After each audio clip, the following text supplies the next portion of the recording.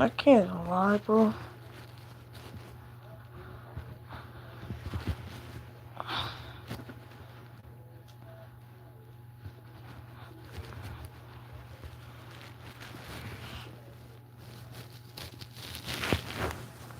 I'll just be playing Melon Playground.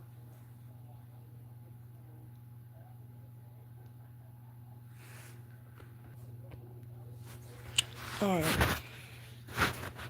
Go on YouTube. Ugh.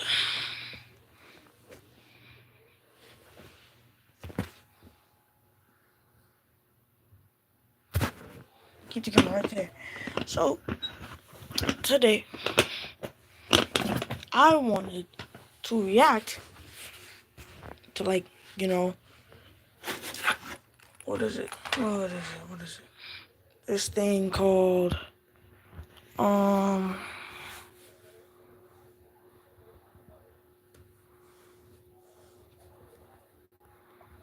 is it?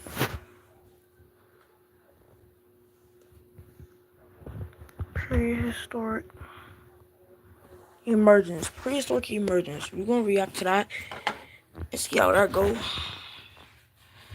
Cause I wanted to see it. They're coming, like they come from the ocean. Like what? Like bro. Which that would be fucking terrifying if I see a dinosaur in my fucking house, like a fucking velociraptor. Bitch, what? No. Bitch, you see that?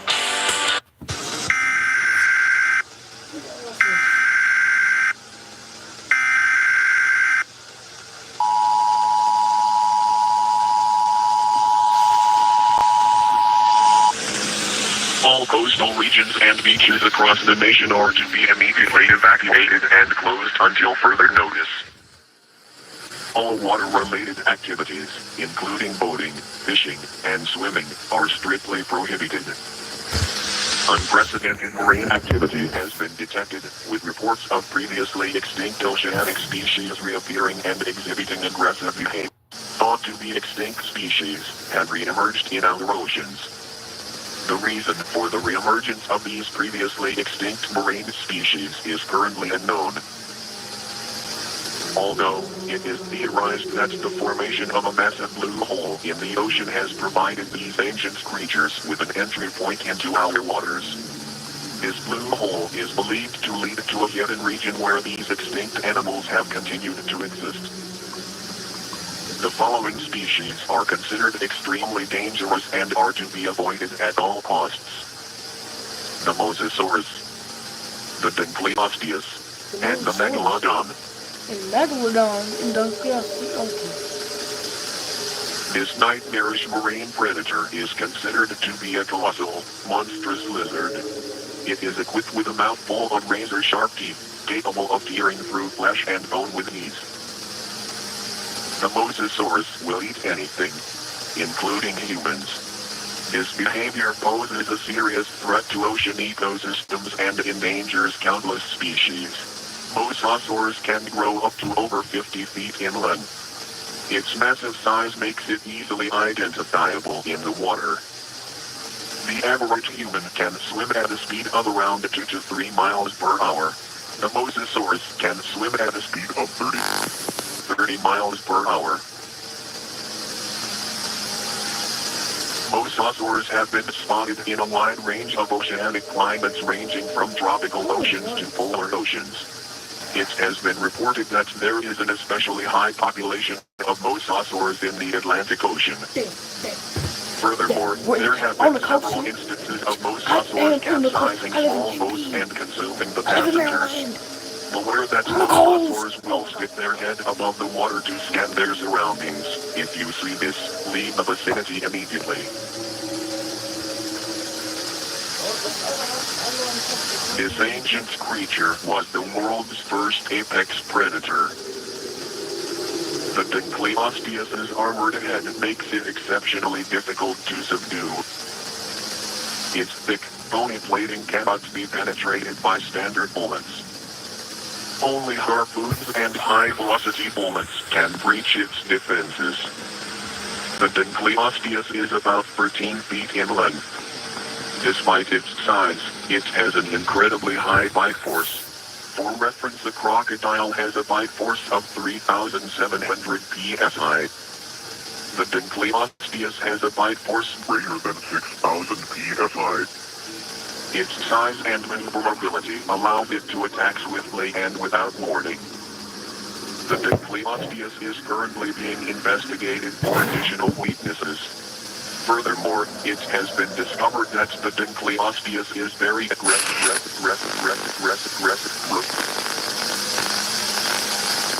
In order to survive an encounter with this predator, it is recommended that you employ avoidance.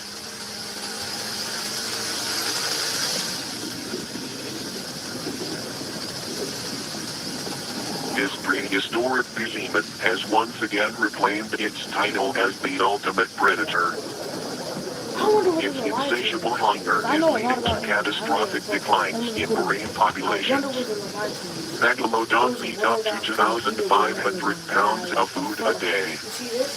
This led to a massive drop in ocean wildlife and will certainly destabilize many ecosystems. This oceanic titan can grow over 60 feet long, making it the largest predator in our oceans. This shark's jaw is so massive it can fit 2 adult humans with ease. Its teeth can grow up to 7 inches long. If megalodons are not dealt with, they will devastate our ocean beyond repair, permanently putting our food security and economy at risk. Trust that authorities are urgently handling the situation.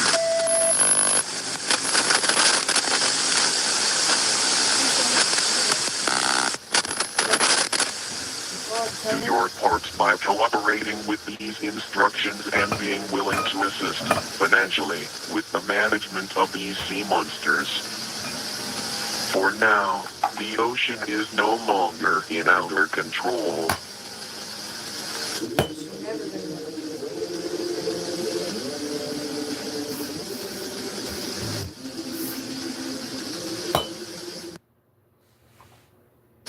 Breaking news. More prehistoric creatures have been spotted. They have been seen emerging from newly formed deep holes and caves. We are the Liaison News Channel. It is our duty to keep you updated on the prehistoric emergence. Similar to the blue holes emerging in the ocean, alike formations have now been spotted on land. These openings have been discovered in various locations across the globe. We strongly advise you to maintain a safe distance and refrain from entering these unknown voids. Stay tuned until the end of the broadcast for more updates on these openings. Attention residents of Australia, keep all pets and children indoors. The Megalania has returned to haunt the continent. This giant lizard is equipped with razor-sharp claws and serrated teeth. The Megalania can grow up to 23 feet in length and weigh over 1,000 pounds. Damn! For your safety, avoid venturing into forests or wooded areas. The Megalania's coloration allows it to disappear into its surroundings.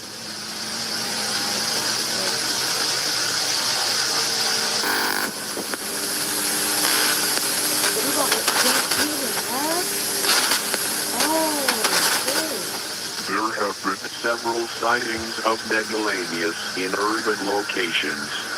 If you spot a Megalania, call local authorities immediately. Attention, the woolly mammoth has made its glorious return. It is abundant in tundra and steppe environments. The woolly mammoth grows to be 13 feet tall and weighs around 6 tons. They are not considered to be dangerous unless provoked. If spotted, Do not engage with the woolly mammoth or its offspring. They are already being mass hunted for their tusks, which are worth over $10,000 on average. On Meanwhile, average? legislation is slowly being considered to ban the hunting of these mammoths. The Toronto Zoo is excited to announce it will be the first zoo to feature the woolly mammoth. Buy tickets now to visit the mammoth next month. The megalodon returned just a month ago and devastated oceanic ecosystems. Authorities have been working tirelessly to combat this threat, but now it seems that we have an ally in this fight. Meet the Livyonian. This killer sperm whale is powerful enough to even kill megalodons.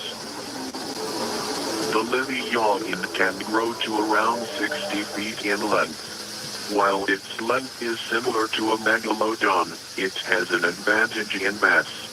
The megalodon weighs 50 tons, while the Livyonian weighs around 57 tons. The megalodon has the highest recorded bite force out of any animal that has ever existed, with its teeth being 7 inches in length. Although its bite force isn't as powerful, the Livyonian's teeth are a foot long and angled forward, making it tremendously difficult for its prey to escape once bitten. Furthermore, the Livyonian has superior intelligence, speed, and durability. It is estimated that it would win against the megalodon about 65% of the time. Megalodons gain an advantage in situations where they can sneak up on Livyonians. Our hope is that both creatures will keep each other in check. The situation is being monitored, as Livyonians could quickly become a threat to ecosystems if overpopulated.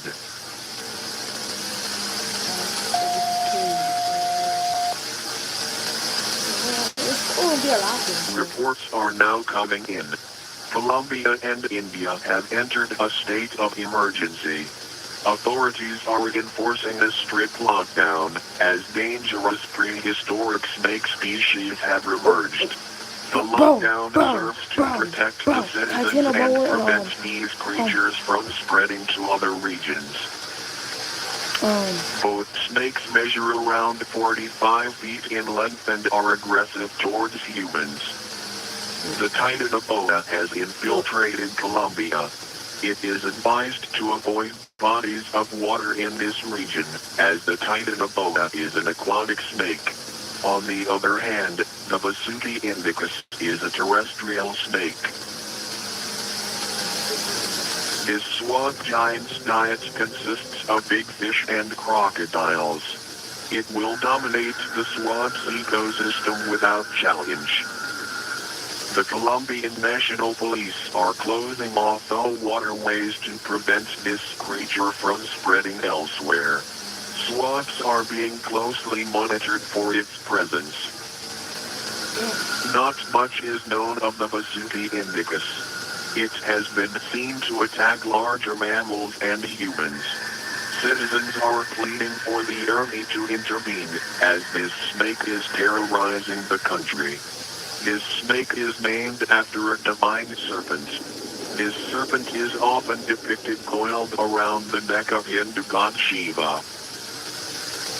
An international organization is being formed to handle the prehistoric emergence. In the meantime, many governments are resorting to bombing the openings to prevent more animals from reappearing.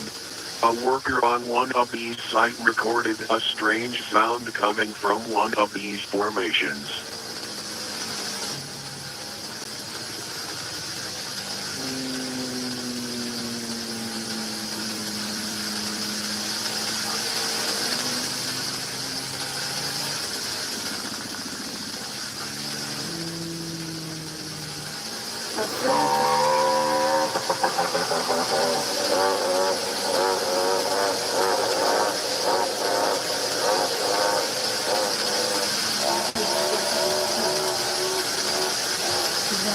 T-Rex. That is the actual sort It of is an now Get speculated your that ass home these now. creatures Get emerged your ass from home these now. formations as an If you even escape from standing here, something more why are you dangerous. standing near Stay it? tuned and stay Why are alert you as near more it? dangers may appear. Like, I get that you need to do the news, but just let them die. Let them die. That's okay. I will let them die. Let them just die and flee. Go to another planet. Go to Mars.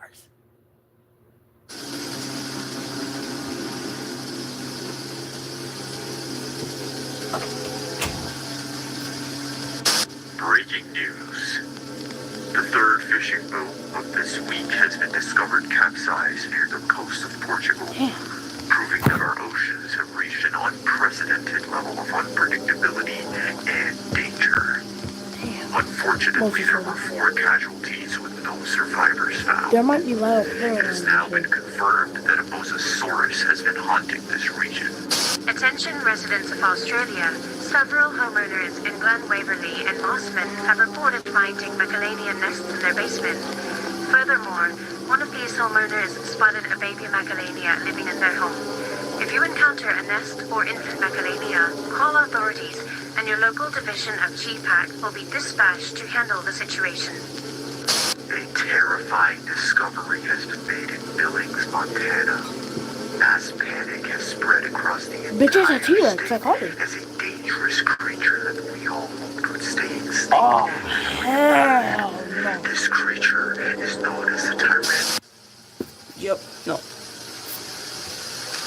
We bring you an important update from GPAC.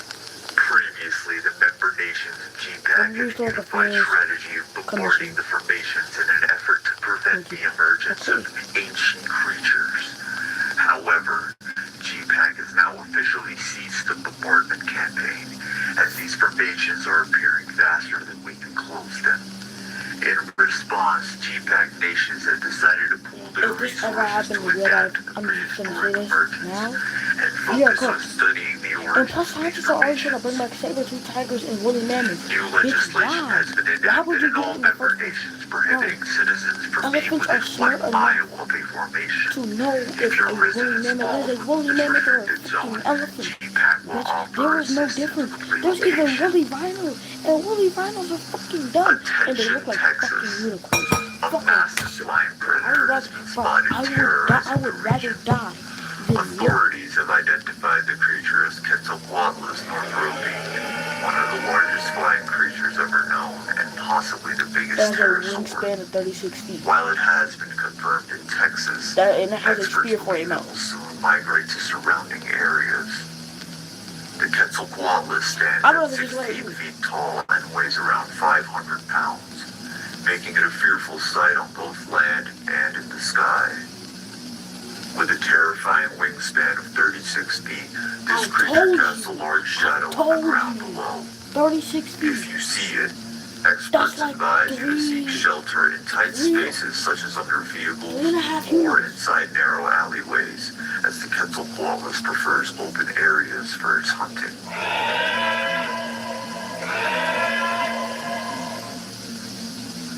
The Quetzalcoatlus beak is toothless, which means its prey is swallowed whole, leaving the unfortunate animal to slowly digest in its stomach. The Quetzalcoatlus preys on small to medium-sized animals, including sheep, small deer, and pets. Although it is unlikely to target larger animals or adult humans, it uses its sharp beak to peck at perceived threats, which could potentially be fatal to humans. I can also run. A recent tragedy struck Frisco when a mother witnessed her son be snatched by a Quetzalcoatlus on his way out from school. The child has since been presumed dead. This heartbreaking event has put many parents in a state of fear and disarray. Multiple school districts have since been shut down as emergency safety protocols are being implemented. Furthermore, the Quetzalcoatlus has also been attacking livestock, leaving Texan farmers in crisis. In Lubbock, a farmer attempted to scare the creature away by using his farm dog. Tragically, the dog became prey instead. Damn. These tragedies have sparked an outcry among residents, Stay tuned for an update on how local communities are mobilizing in response to this prehistoric threat.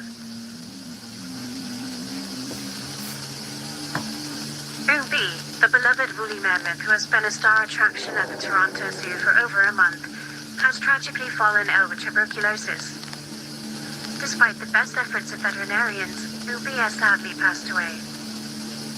On a brighter note, the zoo's caretakers have been looking after Ubi Jr. While he is still adjusting to the loss of his father, Ubi Jr. is eager to meet visitors soon. Stay tuned for updates on his exhibit and future appearances. See, zoos are not good places, bro. Attention, They can mistreat residents of animals and you won't even Australia. fucking know. Several nightmarish Nigga, I creatures know now about this terrorize shit, the too. continent. But the The thing is, massive I lizard known as the Megalania has proven I itself like to talking be a about lethal animals and threat shit. I since like its animals and emergence. all that. A Or I sharp might be like, decline you know, in kangaroo chill, populations has been observed due to the I don't like talking Megalania's about predation.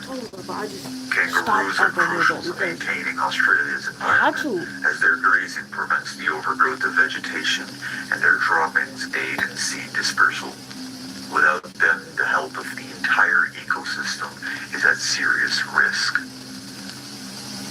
In response to the crisis, GPAC has initiated a hunting incentive for the Megalania. A bounty of $2,000 is being offered for successfully taking down one of these creatures. However, we at ASIN News strongly advise against this, as a newly emerged predator has made the hunting grounds far more dangerous. Meet Australia's newest nightmare, the Thylacoleo. Known as the marsupial lion, this predator measures around 5 feet in length and weighs over 200 pounds. Despite its size, it is capable of bringing down animals much larger in size than itself.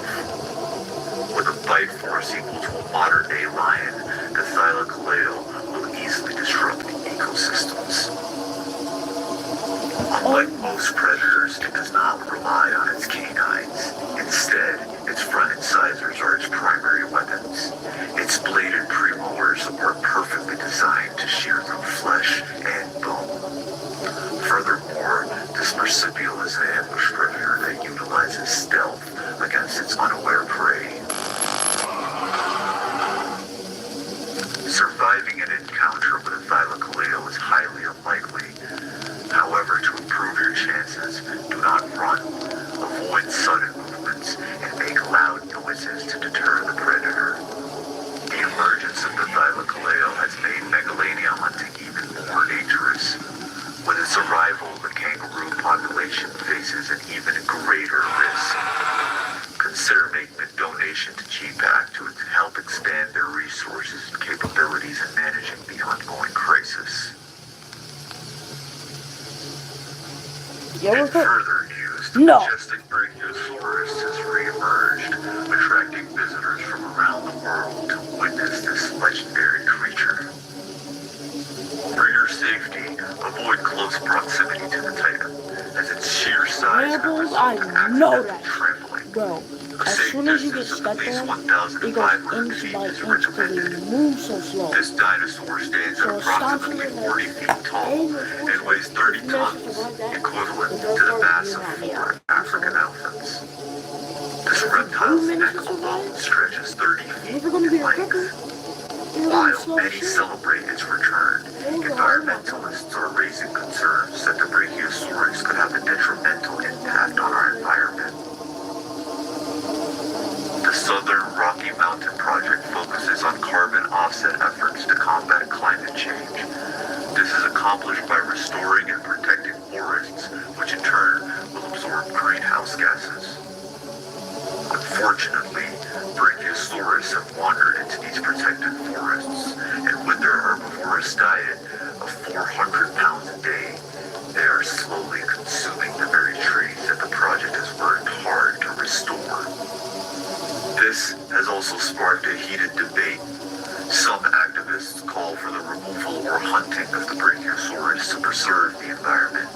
However, others argue that the creature should not be punished for its natural behavior. GPAC has stated that for now, it will prioritize other matters and not intervene in the Brachiosaurus issue.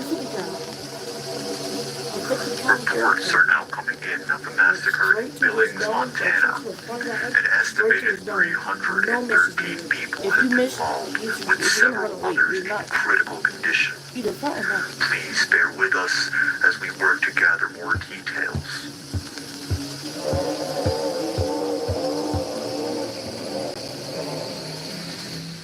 This atrocity was led by none other than the tyrant Lizard. Today, 19 Tyrannosaurus rexes were seen tearing through downtown Billings and its suburbs. 19? Strangely, 19. all of these Tyrannosaurus rexes attacked Billings around the same time. Although GPAC was quick to arrive at the scene to aid survivors, the T-Rexes vanished before authorities could In track them. Montana, 19 of them bitches. And if they start making, oh well, fuck life to 44 feet in length, making it a terrifying sight. Its bite force exceeds 8,000 pounds per square inch, more than double than that of a crocodile. This theropod's front teeth are shaped for gripping and tearing, while the side teeth are stronger and thicker, perfect for crunching down on bones. It is now speculated that these reptilian hunters work cooperatively. Where there's one T-Rex, another is likely lurking nearby. Even the waters are not safe from the tyrant Lizard King. With nothing on this earth to oppose it, the T-Rex has reclaimed its throne.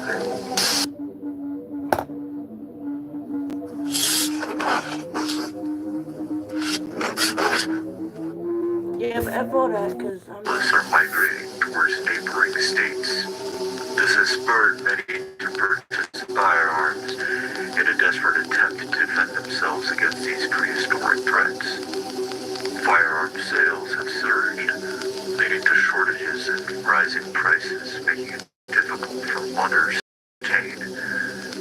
The tragic death of 12-year-old Isaac Brisson at the hands of Quetzalcoatlus, combined with the Billings massacre, has radicalized some who now seek to rid the planet of these ancient creatures.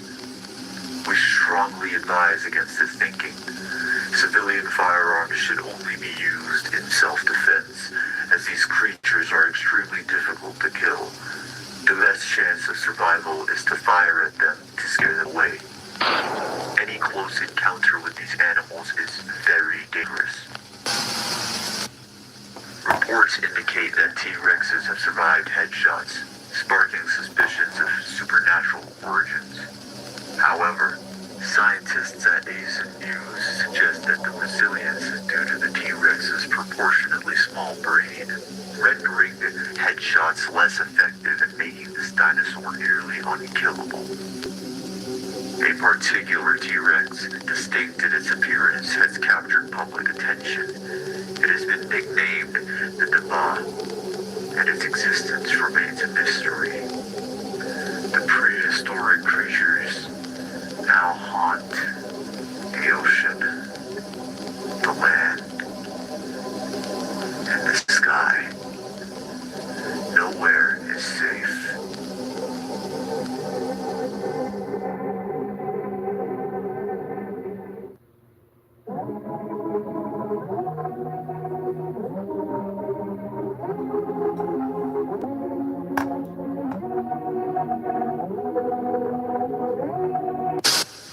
It has now been confirmed. The first apex predator has been spotted. it could be Predator X, because Predator X is fucking what? It's fucking crazy, really. Like it's absolutely huge. Where is it? Wait a minute. Don't tell me. Is that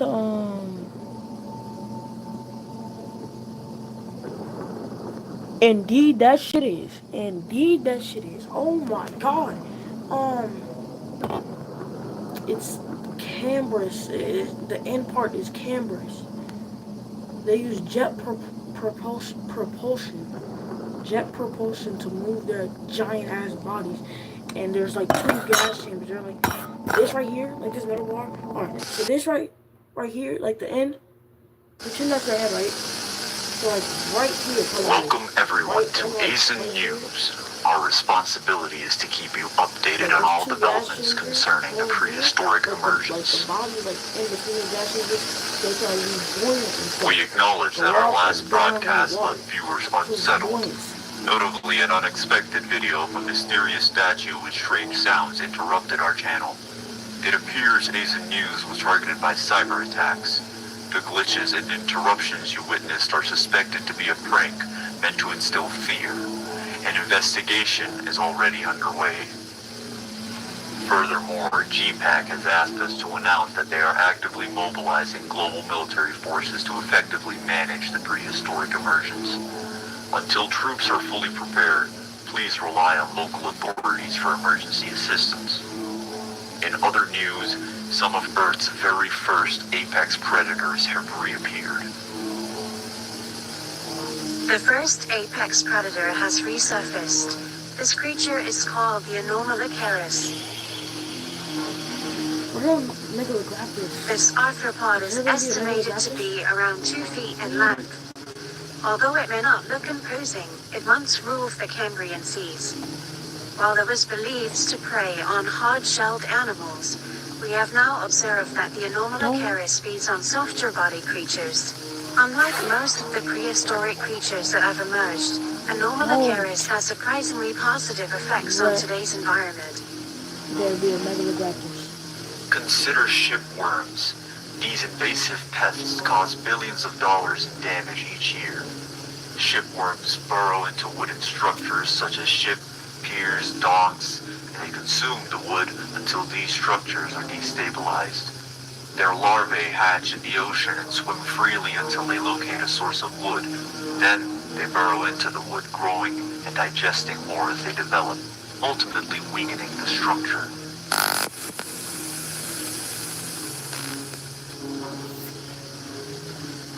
Fortunately, the return of the Anomalocaris is keeping these shipworms in check.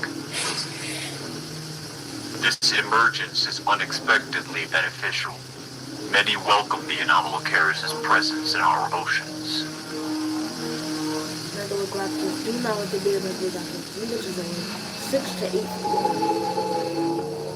The Kraken of the Ordovician period has reemerged.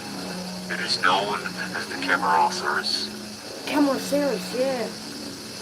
This ancient cephalopod's shell is around 20 feet in length. Its shell serves to protect the creature and maintain its buoyancy. While it isn't inherently aggressive, the Camarasaurus will attack humans if threatened. It inhabits the equatorial oceans and is particularly abundant in shallow tropical seas. The Camarasaurus can use its beak to breach exoskeletons or shells. Just like the Anomalocaris, this creature's predation patterns have been helpful to us. Take, for instance, the green crab. These invasive crustaceans impair our economy and our ecosystems. Green crabs decimate populations of clams, oysters, and mussels, causing severe damage to marine ecosystems and causing fisheries millions annually. The Camarasaurus, however, prey on these invaders, helping to control their numbers. By reducing green crab populations, the Camarasaurus indirectly keeps shellfish stocks abundant and reduces economic losses in the fishing industry. The Camarasaurus and the Anomalocaris prove that some prehistoric creatures may work in our favor and should be protected at all costs. While these animals were the apex predators of their time, they are far from dominating these oceans.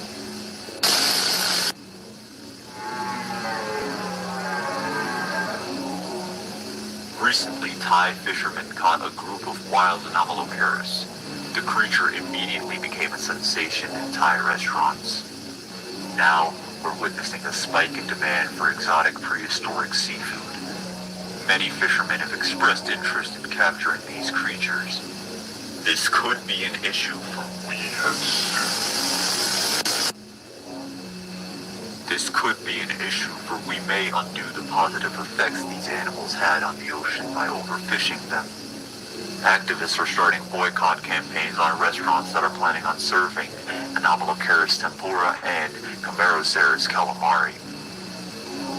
GPAC has ignored this issue entirely, most likely due to their focus on military organization, meaning we will have to rely on the good nature of humans to save these creatures. Pray for the safety of the Anomalocaris and the Chimeroceras.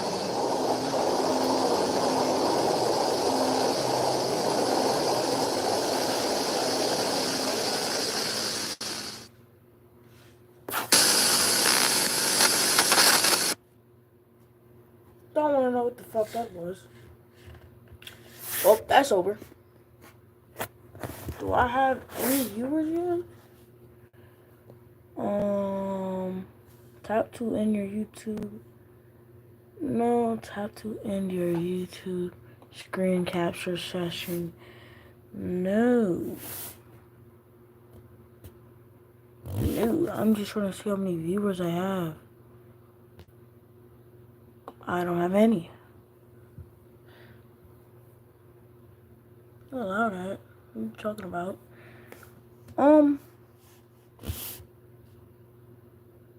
So I can do this. Okay, turn my camera off and shit.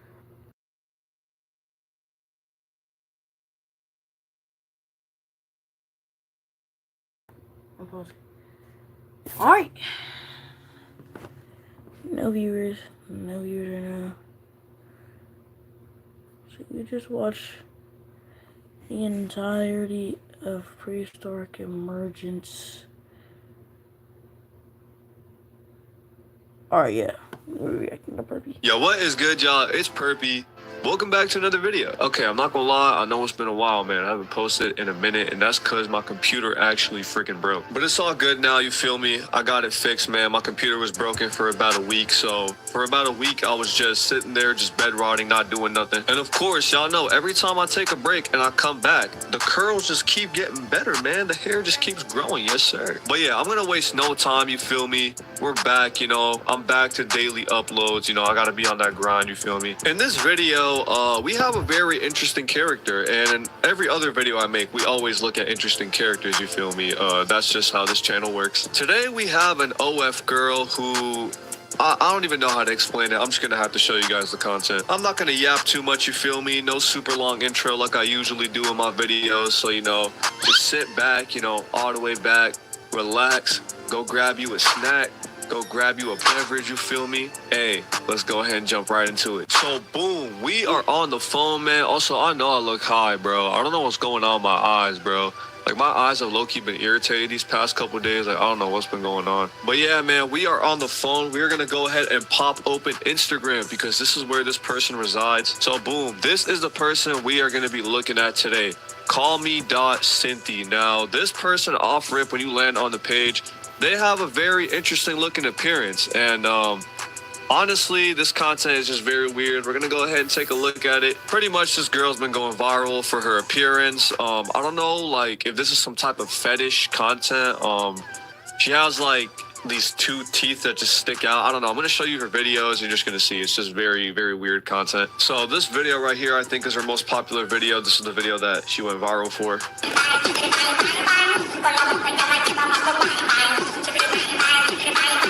Kill me right now. And it says, shall we dance? Kill me right now. Can Hold we up, maybe... Okay. Okay.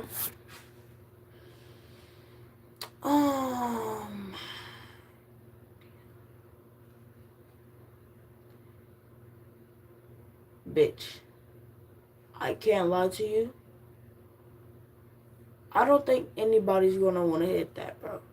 I'm sorry. I'm sorry. But it's not just because of her face. Bitch, you're fake. I'm sorry. I have to say it. I have to. I can't, bro. You obviously look fake. I can't lie. You look fake as shit, bro. Like, I don't know how to say it. And you're using your disability for clout and shit, bro. And nobody, I don't think anybody's gonna wanna like hit that because you're an OnlyFans creator now. So, no content, like bitch. Fuck all that. I'd rather jump off a bridge. I'd rather jump off a bridge, bro, than look at that. I don't even know what to call it. Alright, that seems okay. That might be a little too far. Alright, her. Oh wait, they might go by different pronouns. Like her, she, they. I respect that. Don't know. Okay, I don't know. I'm gonna be respectful.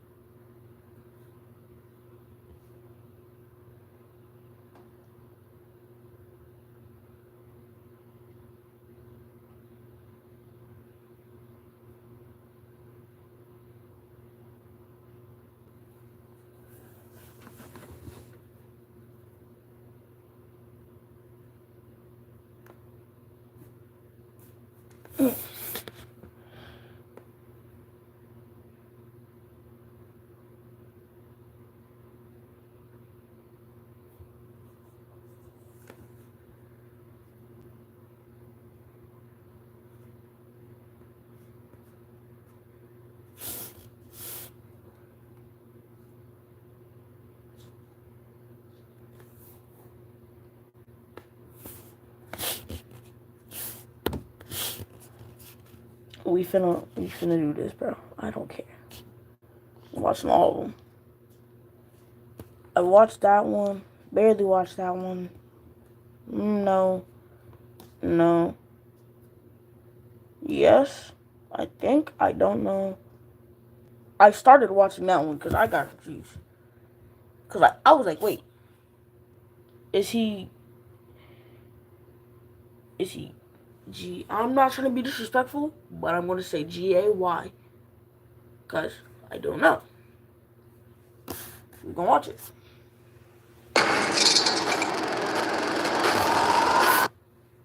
FanDuel makes every moment on the field matter more. I To celebrate, don't care. let's go to the highlights. First off, Genie in North Carolina. I don't Hit give a over fuck. by half a point. All right. Fucking fighting me. Yeah. He's coming to meet a 13-year-old girl, and he wants to break her. That's what he said in the chat log. Have you ever had your hymen broken? What's a hymen? Do you care that I'm like 14? Really? Yeah. I was not going to do anything with anyone younger than 17, which is the legal age of consent. Can I get a ticket and go deal with my children or something, please? Hey, Brian, have you heard this song? A minor.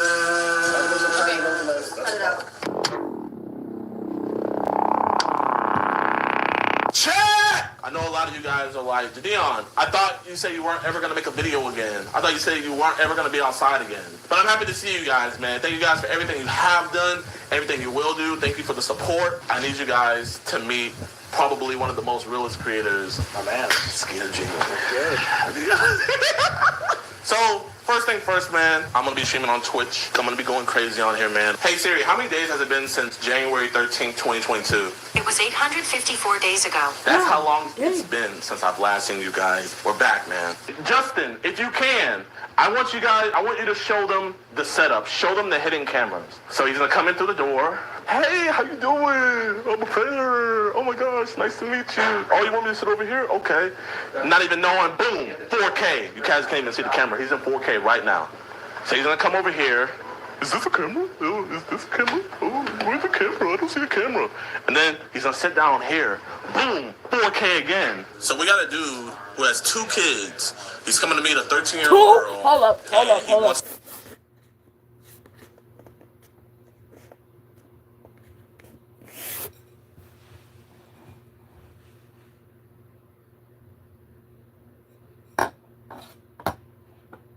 Chat. This is crazy. This nigga has 2 kids.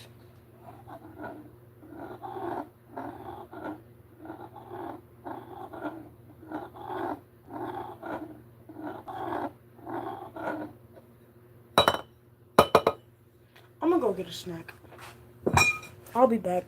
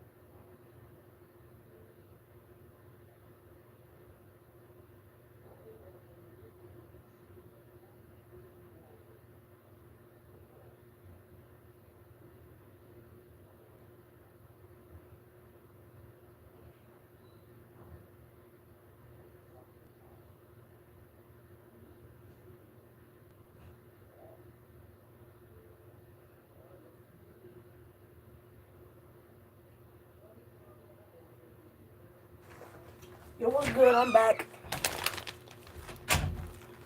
Alright, we gonna react to this. To break her.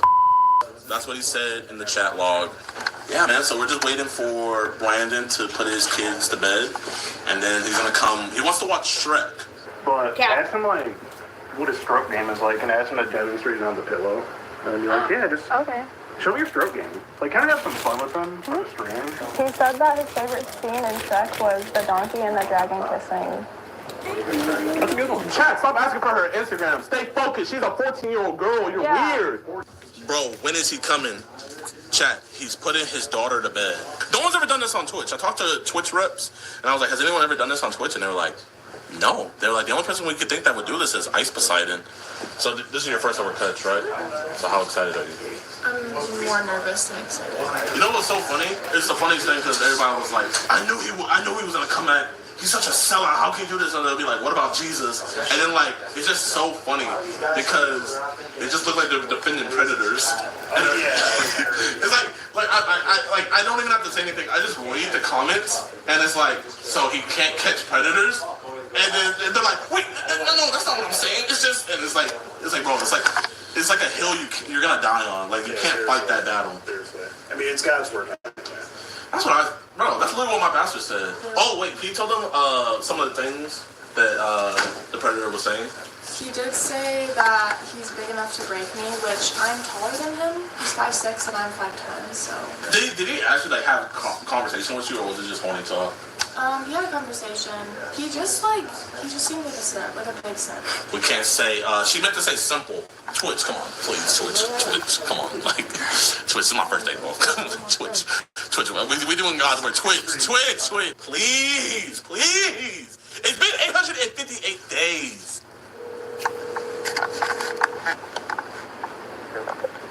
Hello? Has your son gone to bed yet? Getting him to lay down right now. Is he gonna be home alone? No. He's going to let her up there. Well, I have Shrek ready, so whenever I know, I'll tell him to get my butt over there. Okay, well, sounds good. Sorry. See you later. Can't wait to meet you. We can't talk? So what do you want to talk about? You can answer questions if you'd like. Yeah, well, what are we gonna do tonight? What do you want to do? I mean, I want to watch Shrek. And then what do you want to do? Whatever you want to do. I mean, you can kiss if you want to. I mean, sure.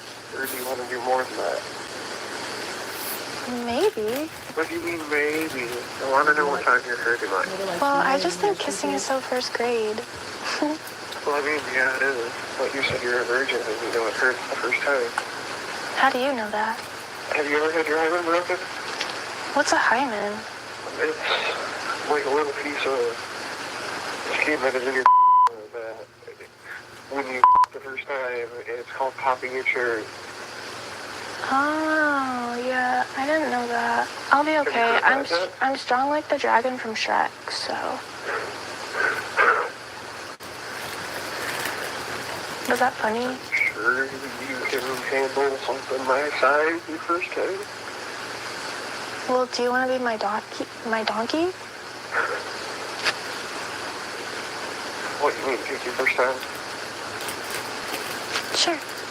Can I ask you something? What's up? What's the furthest you went with a guy? Let me think about that. Like, have you touched? Have you sucked? Anything? Anything in here. Yeah. You said before? I'm surprised. Why would that be surprising? I'm just surprised you ever went all the way if you put that far. Well, I didn't, so. Huh? He came too fast. I probably will too. Oh, why is that? You're tall, you're skinny, you have beautiful eyes. Oh. What? Oh. Aw. Well, do you think we're gonna go all the way? You want to? I guess. It's up to you. Okay. Just think on this. Pretend you're him. I'm gonna pretend I'm him, right? I have 2 kids. I'm putting them to bed. In my head, I'm thinking, nigga, I'm finna meet with a 14-year-old. How do I know she's not finna trick my ass?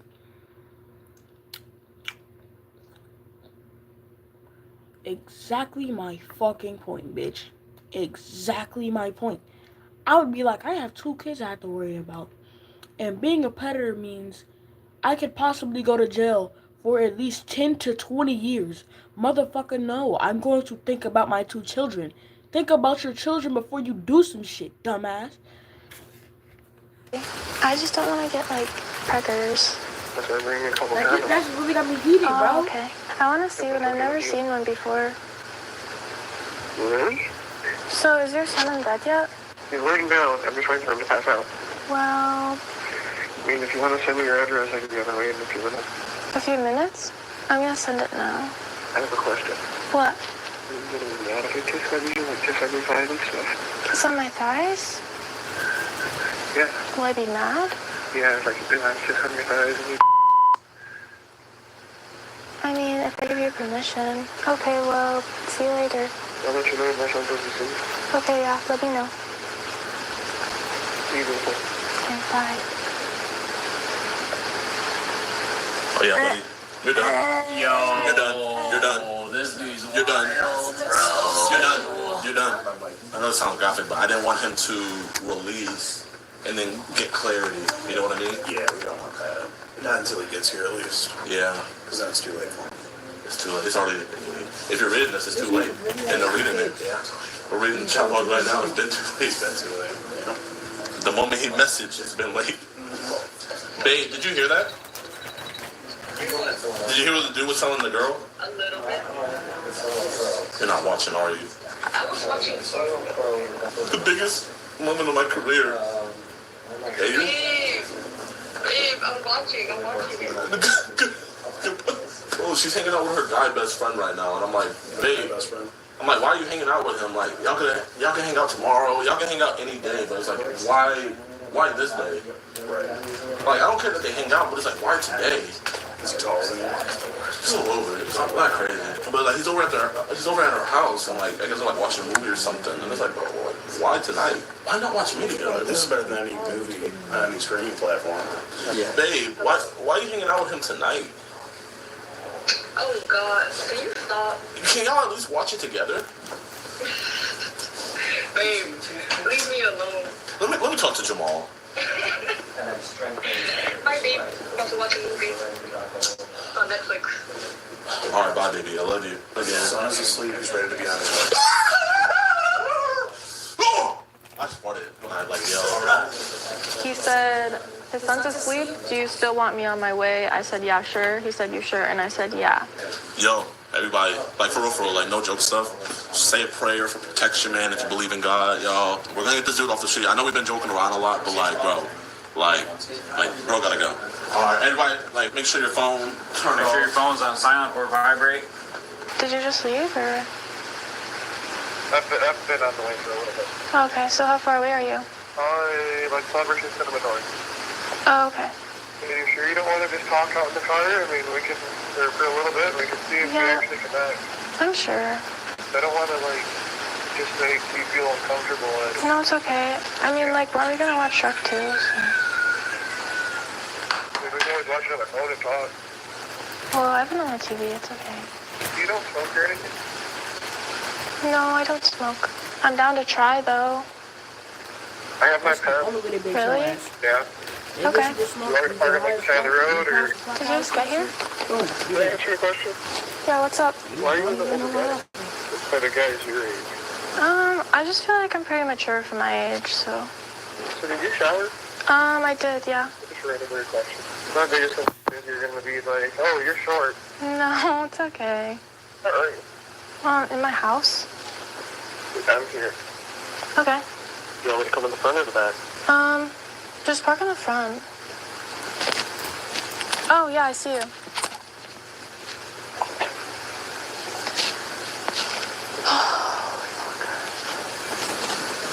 Hey. What's up? I just have Shrek on. You can just sit right there. It's okay. So what's up? Nothing. Do you care that I'm like 14? Really?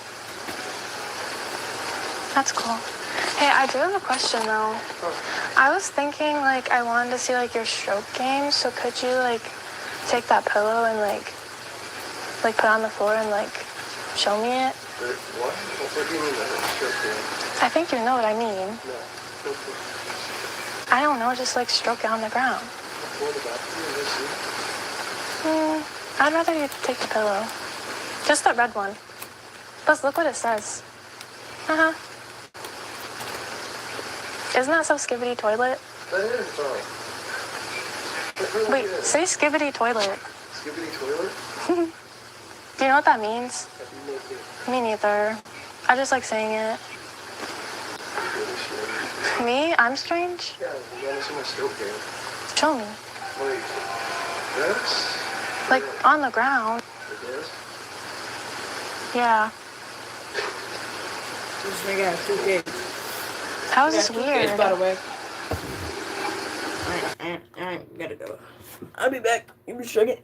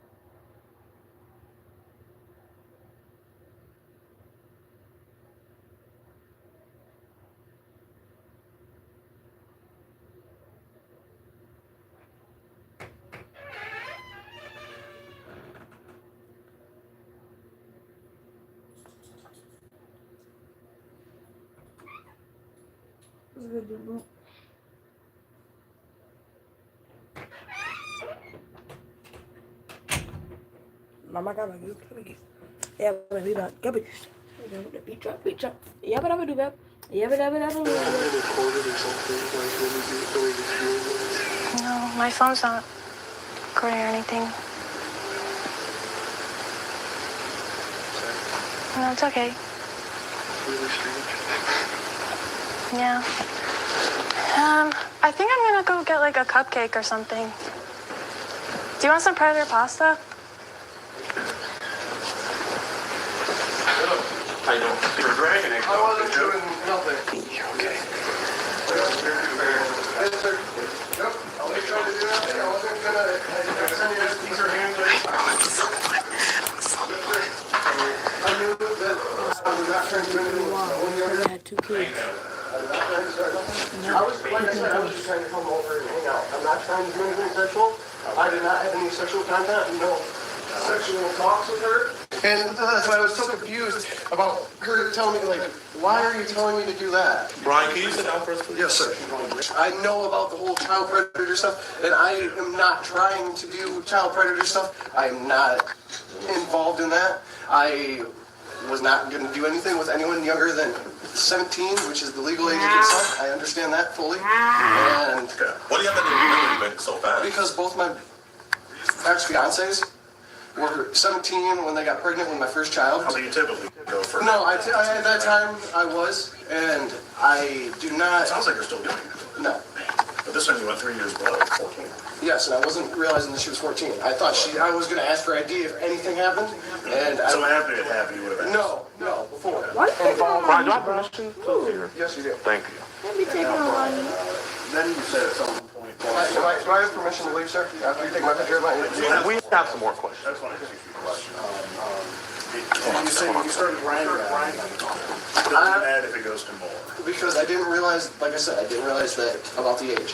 I do not have any interest in anyone younger than 17, age of consent, with proper age of consent, with proper identification. Yeah. I am not into that type of thing. You're not into kids. No. It's kind of weird that, you know, you want to come into a swamp with a 14-year-old girl. Yeah. I have 3 kids, I understand. So at what point did you realize she was 14? Over the phone.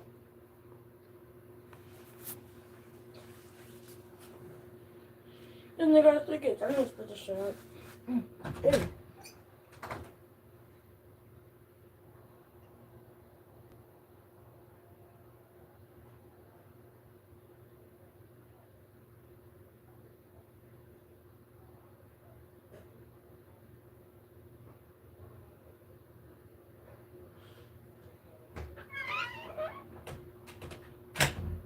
Bruh, you keep taking the heat, nigga, move. I love you, but move your ass, nigga. Oh my god. You got that sweet tea. Sweet tea. I believe on the way here, she said it, and like I said, that's why I said I'm not going to do anything. Okay. And So on the way here, she told you she was 14. I thought I should have turned around, like I said. You then proceeded to go ahead and come on inside, even after she I told was like, You know, dog. Explaining how New York drill rappers passed away. On July 11th, 2021, Rah Rah would be waiting outside for his cab to the studio. While Rah was waiting for his cab, he was being watched the whole entire time. Once Rah entered the cab and was getting ready to depart from the area, a gunman would approach the cab on a scooter and shoot Rah Rah in the head, causing him to pass away on the scene. Rest in peace, Rah Rah BK out. Don't know what to put that one. Oh, wait. Who the fuck is you? I got the nigga just shaking no room. I thought she getting it too. You away king, you getting boom. Yo, ho. Like, free flocker, I'ma get him boom. Nigga be, you going too. I got that thought she get with him too. I thought she getting it too. She can shake it out.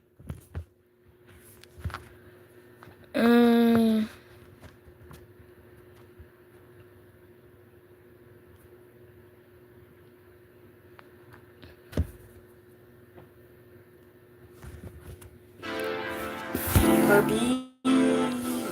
the fuck? Hold up, wait. Yo, what?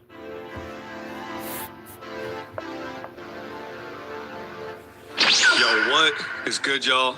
It's Perpy. We back with another video. Hey, y'all gotta admit, that was cool as hell, bro. Like, come on. Y'all thought, like, there was gonna be no Perpy in this video, but then I just, like, instant transmission in, like, a Dragon Ball character. Like, bro, that was, like, literally so cool. Bro, guys, look what I bought from freaking Amazon. Literally, I got a push-up board, bro. Y'all know, like, the push-up boards where they be doing, like, the challenges on? I don't even know who you are. Why are you back, bro? Why in Tyler? Why in Tyler? Why are you back? You already know. What's good, bro? You already did something last stream, bro. I know what you're finna do.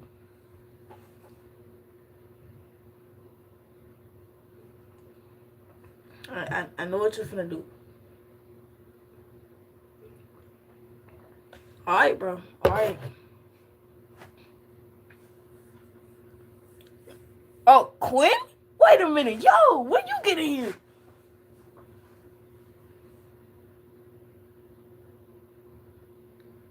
Yo. Quinn, when did you get in here, bro? Oh, shit. Oh, yes, sir. Anyway. What did he do? He figured out what my last name started with. And that scared the shit out of me. And 15 minutes later, I ended stream. I swear to God. I don't know. I don't know. I don't know, bro. Like, it scared me so bad. I was so scared. I swear you. I ended stream 15 minutes later. No, he's not here no more. He left. He left. Bro, and afterwards, I did not expect him to join back.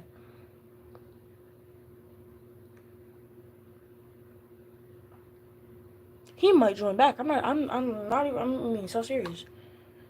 Yo, Quinn, bro. What was it? No, I don't know who he is. And I'm gonna, see who he is. I'm gonna try to figure out who the fuck he is. So I could have some, like, clarification and shit. But I feel like I know who it is. I kinda do. I can't lie.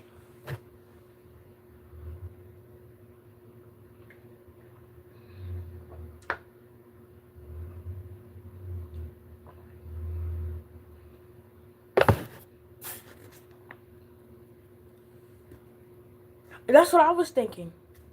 That's exactly what I was thinking. Oh, yo, bro. I got something I want to show you. It's some crazy shit, too. Yes, I was reacting to EDP Watch. Do not mind.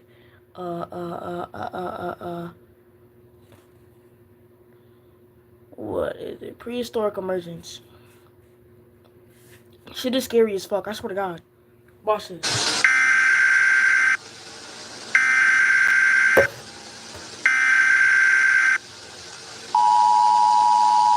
Actually, hold on, wait, Quinn. You think you can invite anybody else?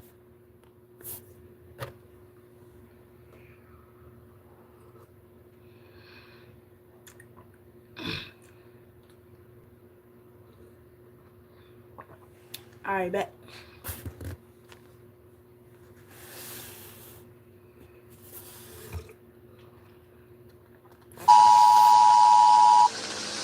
All coastal regions and beaches across the nation are to be immediately evacuated and closed until further notice. All water-related activities, including boating, fishing, and swimming, are strictly prohibited. Unprecedented marine activity has been detected, with reports of previously extinct oceanic species reappearing and exhibiting aggressive behavior. Do not approach the water under any circumstances and listen carefully to the following information. Numerous, thought to be extinct species have re-emerged in our oceans. The reason for the re-emergence of these previously extinct marine species is currently unknown. Although it is theorized that Bro, I the got my formation gun of a right here, massive bro. blue hole in the ocean has provided these ancient creatures with an entry point into our waters. This blue hole is believed to lead to a hidden region where these extinct animals have continued to exist. The following species are considered extremely dangerous and are to be avoided at all costs: the Mosasaurus, the Dinkleosteus, and the Megalodon. This nightmarish marine predator is considered to be a colossal, monstrous lizard. It is equipped with a mouthful of razor-sharp teeth, capable of tearing through Hold flesh on, and but bone Quinn, with that part right there, that's a toy, and I have proof.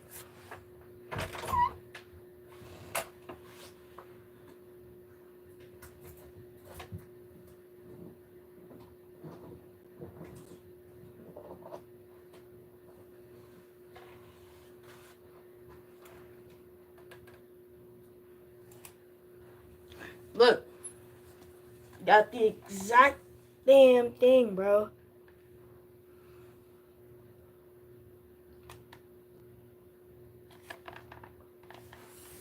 Even got the tail and everything. Tail moves and shit. Yo, and it's got this little DNA thing. And all that. So you're... And the front ones, they just, you know, move forward and shit. Backwards and forwards. So, yeah.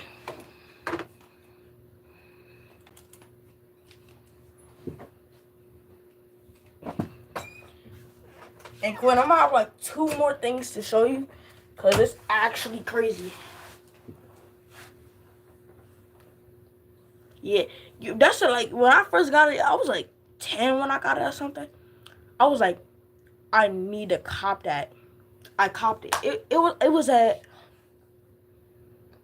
Target while I was in North Carolina. What? It was in Target. And my mom copped it for me. No, it was either my grandma or my mom's. And I caught that bitch. The Mosasaurus will eat anything, including humans. This behavior poses a serious threat to ocean ecosystems and endangers countless species. Mosasaurs can grow up to over 50 feet inland. Its massive size makes it easily identifiable in the water. Bro. And my The average human can swim at a speed of around 2 to 3 miles per hour. The Mosasaurus can swim at a speed of 30 miles per hour. Mosasaurs have been spotted in a wide range of oceanic climates ranging from tropical oceans to polar oceans. It has been reported that there is an especially high population of Mosasaurs in the Atlantic Ocean. Furthermore, there have been several instances of Mosasaurs capsizing small boats and consuming the passengers. Bro, all of the dinosaurs that are in here, when I was watching this, bro, I guessed them all with these. I guessed them all with these. Even the Mosasaurus. Even the Dinkleosteus too. This ancient creature was the world's first apex predator. It was a placoderm. The Dinkleosteus' armored head makes it exceptionally difficult to subdue. Its thick, bony plating cannot be penetrated by standard bullets. Only harpoons and high-velocity bullets can breach its defenses. The Dinkleosteus is about 13 feet in length. Despite its size, it has an incredibly high bite force. For reference, the crocodile has a bite force of 3,700 psi. The Dinkleosteus has a bite force greater than 6,000 psi. Greater than 6,000? Its size and maneuverability allow it to attack swiftly and without warning. The Dinkleosteus is currently being investigated for additional weaknesses. Furthermore, it has been discovered that the Dinkleosteus is very aggressive.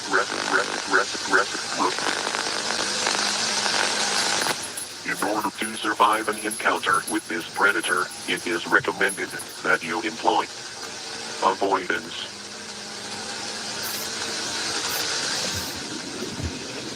Yo, Quinn, this is my new gaming chair, bro. That's my coat. That's my coat on the back of it. Behemoth has once again reclaimed its title as the ultimate predator.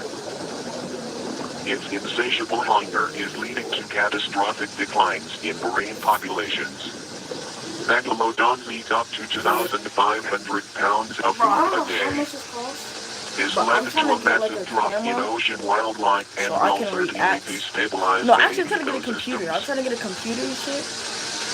This oceanic titan So, can yeah. grow over 60 feet long, God making it the damn. largest predator in outer oceans. That's as long as a... This shark's jaw is so massive it can fit 2 adult humans with ease. Dude. Its teeth Bro, you can wanna see my grow dog? up to 7 inches long. You see my dog, If bro? megalodons are not dealt with, they will devastate our ocean No, beyond the shark repair, is 60 feet. permanently putting It's my our doggy, food bro. security and My economy doggy, at bro. risk. Look at my doggy. Trust that authorities are urgently handling the situation. I love this motherfucker. I love it, bro. She's so tiny, too. And she's so fed. I love her. Do your part by Bro, I cooperating love with her, these bro. instructions and being willing to assist financially with the management of these sea monsters. For now, the ocean is no longer in our control.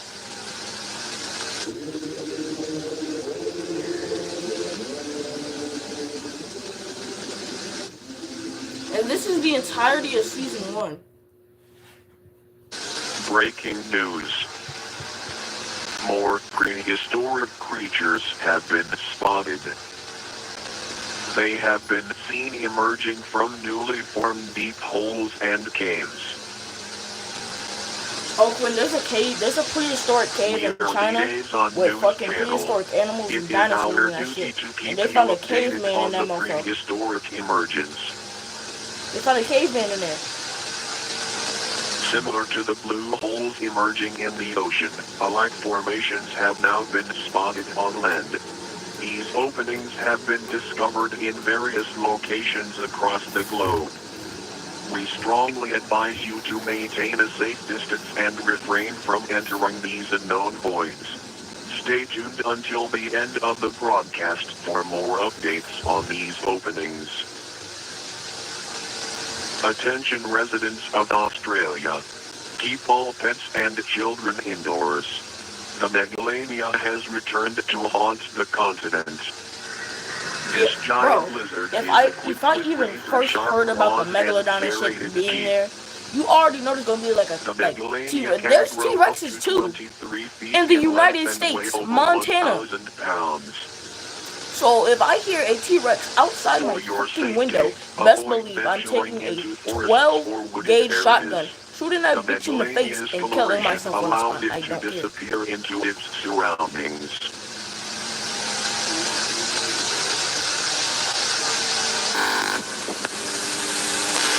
A T-Rex runs at 30 miles per hour. You're not outrunning that bitch. That's as fast as Usain Bolt. Usain Bolt is the fastest man alive. Megalanias in urban locations. If you spot a megalania, call local authorities immediately. Attention, the woolly mammoth has made its glorious I'm being return. dead ass. They run at 30 It is miles per hour. abundant in tundra and steppe environments.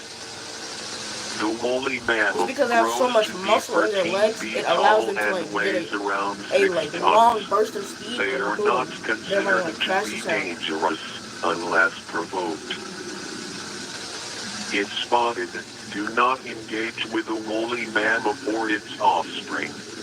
They are already being mass hunted for their tusks, which are worth over $10,000 on average.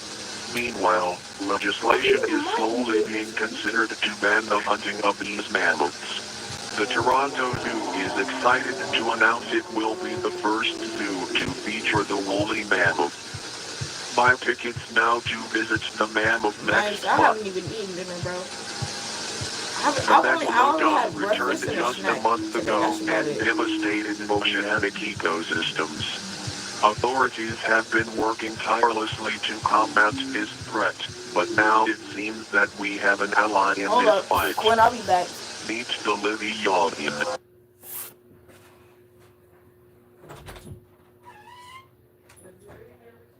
Yeah.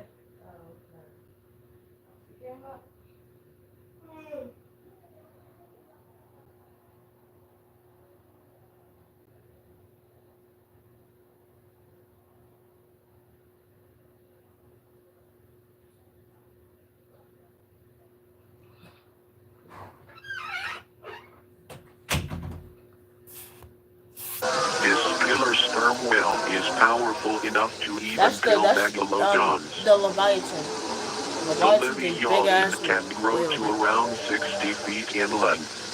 While its length is similar to a megalodon, it has an advantage in mass. The megalodon weighs 50 tons, while the Livionian weighs around 57 tons. So The it weighs megalodon around has like the highest 2,000 recorded bite pounds. force out of any Maybe animal that has ever existed, with its teeth being 7 inches in length. Although its bite force isn't as powerful, the Livionian's teeth are a foot long and angled forward, making it tremendously difficult for its prey to escape once bitten. Furthermore, the Livionian has superior intelligence, speed, and durability. It is estimated that it would win against the megalodon about 65% of the time. Megalodons gain an advantage in situations where they can sneak up on Livionians. Our hope is that both creatures will keep each other in check. The situation is being monitored as Livionians could quickly become a threat to ecosystems if overpopulated. I would be smelling the Discord mod because I'm not doing anything. I'm going to be on the alert are now coming in. Like, I would take a shower, Colombia and but India I wouldn't have no have curtains entered because a state if a of velociraptor shoots emergency. into my house, Authorities I are have the shotgun right enforcing a there. strict 22 is lockdown going. as dangerous Everybody prehistoric dying, snake species me included. have emerged. The lockdown serves to protect Like, the bro, citizens I would be and scared. I would prevent be these scared shitless creatures if I from hear. spreading to other regions. Like, if I hear that anywhere in my house, Snakes best measure believe I might around kill myself. Right 45 now. feet in length and are aggressive towards humans. Oh yeah, there's giant snakes The too. Titanoboa has infiltrated Colombia. Titanoboa. It is advised to avoid bodies of water in this region, as the Titanoboa is an aquatic snake. On the other hand, the Vasuti indicus is a terrestrial snake. Vasuti indicus This swan is a giant's big ass diet snake. consists of big fish and crocodiles. It will dominate the swan's ecosystem without challenge. The Colombian National Police are closing off all waterways to prevent this creature from spreading elsewhere. Swans are being closely monitored for its presence. Not much is known of the Vasuti indicus. It has been seen to attack larger mammals and humans. Citizens are pleading for the army to intervene, as this snake is terrorizing the country. This snake is named after a divine serpent. This serpent is often depicted coiled around the neck of Hindu god Shiva. An international organization is being formed to handle the prehistoric emergence. In the meantime, many governments are resorting to bombing the openings to prevent more animals from reappearing. A worker on one of these sites recorded a strange sound coming from one of these formations. Wait, Tyler's back?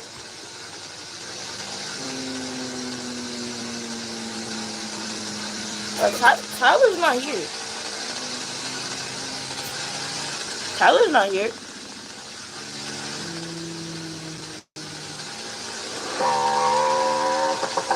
That's a T-Rex.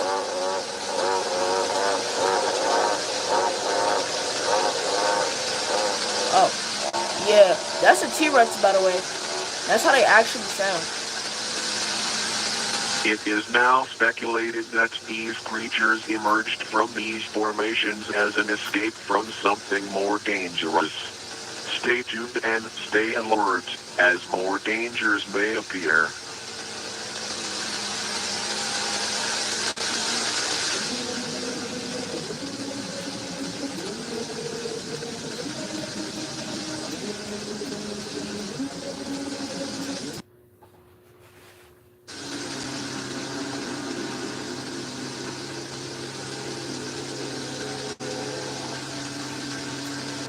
Breaking news. The third fishing boat of this week has been discovered capsized near the coast of Portugal, proving that our oceans have reached an unprecedented level of unpredictability and danger. Unfortunately, there were 4 casualties with no survivors found. It has now been confirmed that a mosasaurus has been haunting this region. Attention residents of Australia, several homeowners in Glen Waverley and Mossman have reported finding Macalania nests in their basement. Furthermore, one of these homeowners spotted a baby Macalania living in their home. If you encounter a nest or infant Macalania, call authorities and your local division of GPAC will be dispatched to handle the situation. A terrifying discovery has been made in Billings, Montana.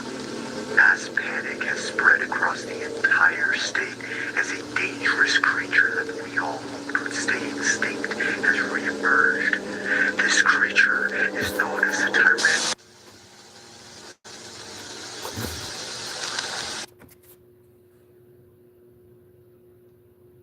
You think we can tame dinosaurs? You think we can tame a 40-foot animal?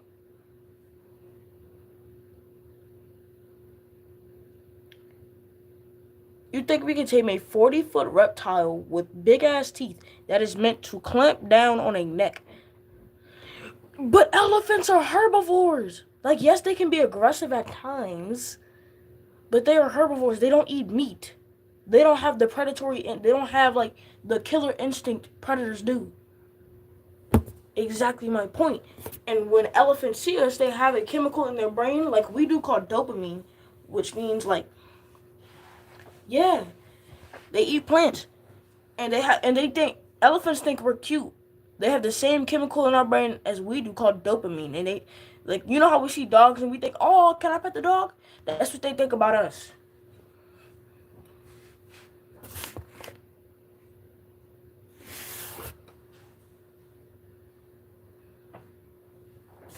So yeah, that would be possible for a T-Rex. Update from GPAC. Previously, the member nations of GPAC had a unified strategy of bombarding the formations in an effort to prevent the emergence of ancient creatures. However, GPAC has now officially ceased the bombardment campaign. Oh yeah, they stopped bombing you. They stopped bombing that shit. Don't know In why. response, GPAC nations have decided to pool their resources to adapt to the prehistoric emergence and focus on studying the origins of these formations. New legislation has been enacted in all member nations prohibiting citizens from being within 1 mile of a formation. If your residence falls within this restricted zone, GPAC will offer assistance with relocation. Attention, Texas. A massive flying predator has been spotted terrorizing the region. Authorities have identified the creature as Quetzalcoatlus northropi, one of the largest flying creatures ever known and possibly the biggest pterosaur. While it has been confirmed in Texas, experts believe it will soon migrate to surrounding areas. The Quetzalcoatlus stands at 16 feet tall and weighs around 500 pounds, making it a fearful sight on both land and in the sky. With a terrifying wingspan of 36 feet, this creature casts a large shadow on the ground below. If you see it, experts advise you to seek shelter in tight spaces such as under vehicles or inside narrow alleyways, as the Quetzalcoatlus prefers open areas for its hunting. No, you won't be able to do that. The Quetzalcoatlus beak is toothless, which means its prey prey is swallowed whole, leaving the unfortunate animal to slowly digest in its stomach. The Quetzalcoatlus preys on small to medium-sized animals, including sheep, small deer, and pets. Although it is unlikely to target larger animals, What do you mean smash? it uses its sharp beak Hey, to pick yo. at perceived threats, which could potentially be fatal to humans. A recent tragedy struck Frisco when a mother witnessed her son be snatched by a Quetzalcoatlus on his way out from school. The child has since been presumed dead. This heartbreaking event has put many parents in a state of fear and disarray. Multiple school districts have since been shut down as emergency safety protocols are being implemented. Furthermore, the Quetzalcoatlus has also been attacking livestock, leaving Texan farmers in crisis. In Lubbock, a farmer attempted to scare the creature away by using his farm dog. Tragically, the dog became prey instead. These tragedies have sparked an outcry among residents. Stay tuned for an update on how local communities are mobilizing in response to this prehistoric threat. Ruby, the beloved woolly mammoth who has been a star attraction at the Toronto Zoo for over a month, has tragically fallen ill with tuberculosis. Despite the best efforts of veterinarians, Ruby has sadly passed away. On a brighter note, the zoo's caretakers have been looking after Ruby Jr. While he is still adjusting to the loss of his father, Ruby Jr. is eager to meet visitors soon. Stay tuned for updates on his exhibit and future appearances. That's not an elephant, that's a woolly mammoth. They're related to elephants, Attention residents of Australia. Several nightmarish creatures now terrorize the continent. The massive lizard known as the Megalania has proven itself to be a lethal threat since its emergence. A sharp decline in kangaroo populations has been observed due to the Megalania's predation. Kangaroos are crucial to maintaining Australia's environment, as their grazing prevents the overgrowth of vegetation, and their droppings aid in seed dispersal. Without them, the health of the entire ecosystem is at serious risk. In response to the crisis, GPAC has initiated a hunting incentive for the Megalania. A bounty of $2,000 is being offered for successfully taking down one of these creatures. However, we at ASIN News strongly advise against this, as a newly emerged predator has made the hunting grounds far more dangerous. Meet Australia's newest nightmare, the Thylacoleo.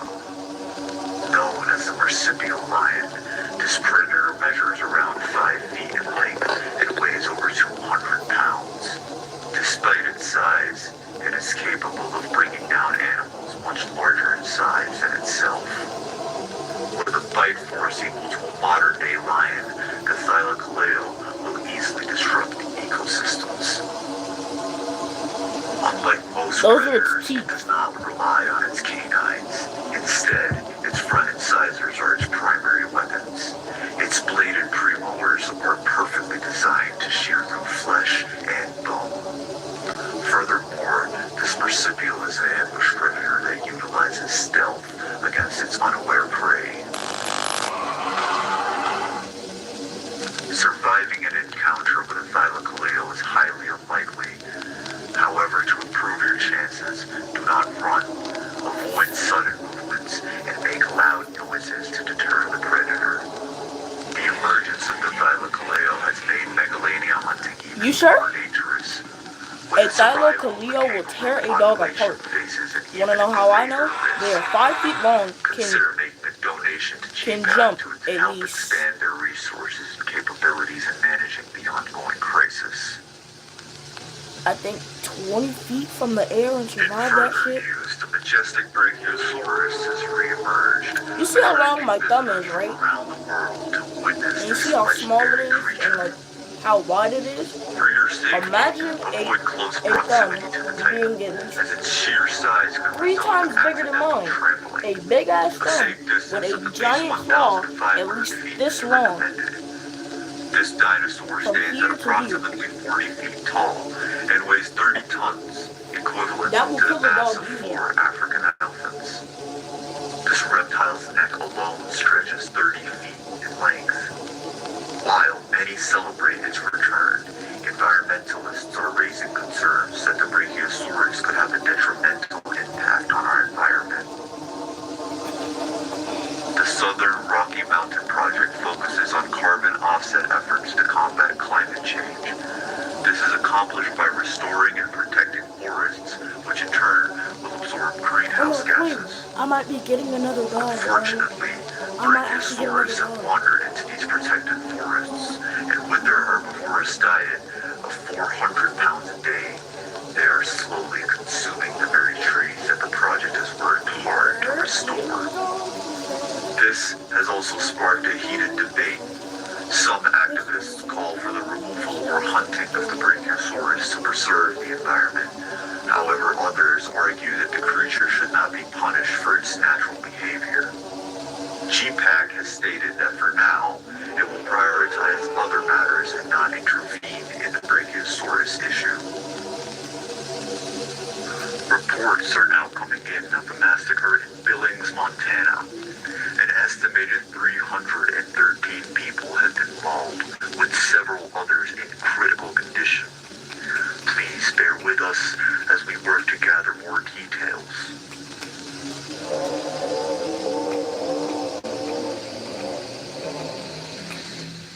This atrocity was led by none other than the tyrant lizard. Today, 19 Tyrannosaurus rexes were seen tearing through downtown Billings and its suburbs. Strangely, all of these Tyrannosaurus rexes attacked Billings around the same time. Although GPAC was quick to arrive at the scene to aid survivors, the T-Rexes vanished before authorities could track them.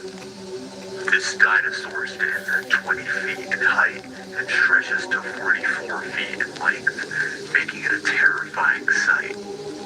Its bite force exceeds 8,000 pounds per square inch, more than double than that of a crocodile. This theropod's front teeth are shaped for gripping and tearing, while the side teeth are stronger and thicker, perfect for crunching down on bones.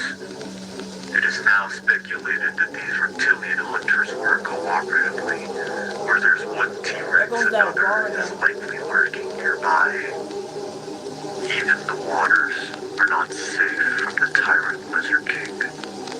With nothing on this earth, it has like the vision. The T-Rex has reclaimed its throne. Better than an eagle, bro. Nope, I saw that. Fear is spreading across the U.S. as the Tyrannosaurus rex and the Quetzalcoatlus are migrating towards neighboring states. This has spurred many to purchase firearms in a desperate attempt to defend themselves against these prehistoric I would threats. get an AR-15. Firearm sales. Yeah, like, bro, if you had guns, rising prices, like, I would be good, bro. difficult for others to obtain. But yeah, but the thing is, they would migrate. Dinosaurs migrate everywhere. So it's like, combined with the Billings massacre, they go everywhere, radicalized some who now and if they're even good in the water, what the fuck are we gonna We do? strongly advise against this thinking. Civilian firearms Let's go, we are on the coast, self-defense. so like, there's mostly gonna be sea animals and shit. There's mostly gonna be The mosasaurus and best stuff. chance of survival is to like, fire at them. We to scare might them be away. good. We might be good. Any close They encounter nowhere with near these us, bro. animals is very dangerous. Reports indicate that T-Rexes have survived headshots, sparking suspicions of supernatural origins. However, scientists at Asian News suggest that the resilience is due to the T-Rex's Headshot, like a headshot with a gun. Their brain is so small they can survive that shit with ease. Dinosaur nearly unkillable. A particular T-Rex, distinct in its appearance, has captured public attention. It has been nicknamed the Deba, and its existence remains a mystery. The prehistoric creatures now haunt the ocean, the land, and the sky.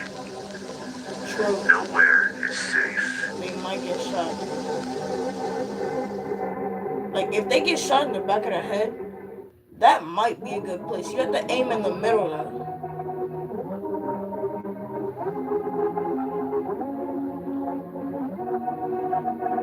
Why is he on top of a building? It has now been confirmed. The first apex predator has been spotted.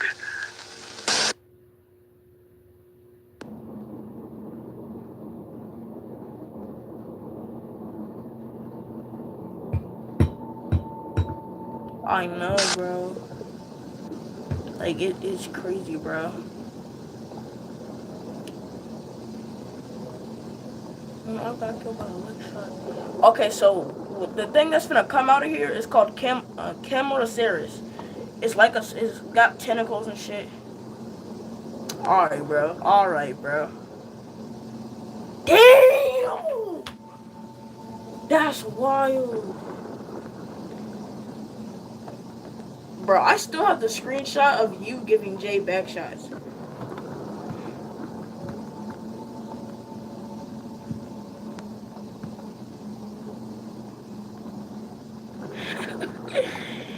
Yeah. But yeah, the thing that's coming out of here right now is called Camarasaurus. And it has tentacles and shit. And that grasp and stuff. And they're aggressive to humans. Welcome everyone to ASIN News. Our responsibility is to keep you updated on all developments concerning the prehistoric emergence. We acknowledge that our last broadcast left viewers unsettled. Notably, an unexpected video of a mysterious statue with strange sounds interrupted our channel. It appears ASIN News was targeted by cyber attacks. The glitches and interruptions you witnessed are suspected to be a prank meant to instill fear. An investigation is already underway. Furthermore, GPAC has asked us to announce that they are actively mobilizing global military forces to effectively manage the prehistoric emergence. Until troops are fully prepared, please rely on local authorities for emergency assistance. In other news, some of Earth's very first apex predators have reappeared. The first apex predator has resurfaced. This creature is called the Anomalocaris. This arthropod is estimated to be around 2 feet in length. Although it may not look imposing, it once ruled the Cambrian seas. While it was believed to prey on hard-shelled animals, we have now observed that the Anomalocaris feeds on softer-bodied creatures. Unlike most of the prehistoric creatures that have emerged, Anomalocaris has surprisingly positive effects on today's environment. Consider shipworms. These invasive pests cause billions of dollars in damage each year. Shipworms burrow into wooden structures such as ship, piers, docks, and they consume the wood until these structures are destabilized. Their larvae hatch in the ocean and swim freely until they locate a source of wood. Then, they burrow into the wood, growing and digesting more as they develop, ultimately weakening the structure.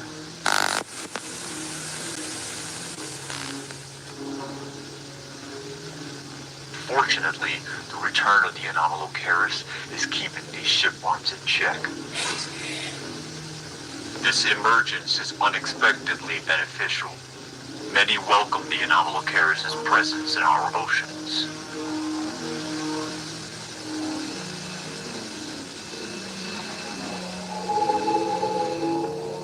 The Kraken of the Ordovician period has reemerged. It is known as the Camarasaurus. This ancient cephalopod's shell is around 20 feet in length. Its shell serves to protect the creature and maintain its buoyancy. While it isn't inherently aggressive, the Camarasaurus will attack humans if threatened. Yo, how is he smaller than you but heavier than you, bro? Wait, Quinn. Abundant in shallow tropical seas. Quinn, are you in 8th grade now? Or 7? Shells. Just like the Anomalocaris, this creature's You're in 8th grade? predation patterns have been helpful to us. Take for instance the green crab. These invasive crustaceans impair our economy and our ecosystems. Bro, we finna be in high school soon, bro. Of clams, oysters, Oh my god, I feel old as causing shit, bro. We severe finna be in damage to high marine school soon. ecosystems and causing fisheries millions annually. The Camarasaurus, however, prey on these invaders, helping to control their numbers. By reducing green crab populations, the Camarasaurus indirectly keeps shellfish stocks abundant and reduces economic losses in the fishing industry. The Camarasaurus and the Anomalocaris prove that some prehistoric creatures may work in our favor and should be protected at all costs. While these animals were the apex predators of their time, they are far from dominating these oceans. That ass though. Somebody might Recently, be. Thai fishermen caught a group of wild Anomalocaris. The creature immediately became a sensation in Thai restaurants. Now, we're witnessing a spike in demand for exotic prehistoric seafood. Many fishermen have expressed interest in capturing these creatures. This could be an issue for we have Shit. This could Nigga, be I an issue would for we want to may try undo it, the but at the positive same effects time, these animals had on the ocean by overfishing hold them. on, no, but listen, bro. Activists are This starting shit boycott might be good, campaigns on but restaurants you that don't are know planning on what the fuck serving they eat, and what Anomalocaris they eat. tempura They could and be eating the most Camarasaurus random shit calamari. ever. GPAC has ignored this issue entirely, most likely due to their focus on military organization, meaning we will have to rely on the good nature of humans to save these creatures. Like, bro, like I would want to try it, but maybe not. And the Camarasaurus.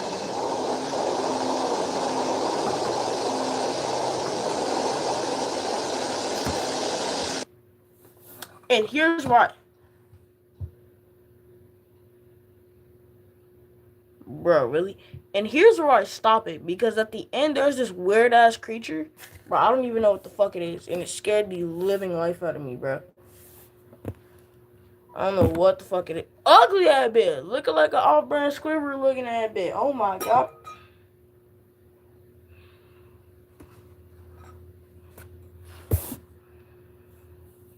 Alright.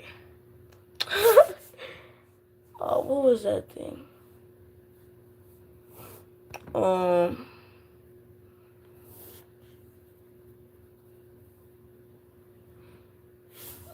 You looked at her for 3 seconds. Yo, oh my god. What was it? Serious documentary. I looked this up. Here's this playlist. I have this saved, right? And you go here. It's like to episode 2, Claws and Jaws. What the fuck? Yeah. Hold on. Oh shit. You click that right there. It is one of the craziest episodes of this ever, bro. In every age, the top killers have always had the best hardware. The Predator certainly must have been a kickboxing nightmare.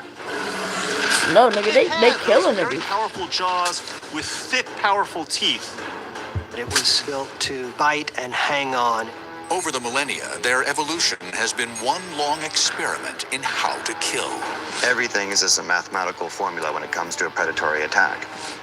And in the arms race between predator and prey, great weapons never die. They're endlessly recycled, lethal reminders of prehistoric assassins. That's been a while, I can't lie. Bruh, what, bruh?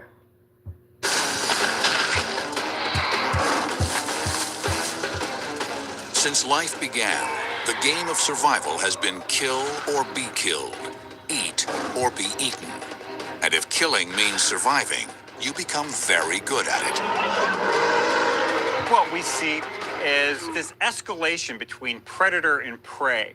The prey develops anti-predator devices, and consequently, the predators are faced with a new evolutionary challenge. And so they themselves become that much more adapted to sort of the new wrinkles that the prey has evolved.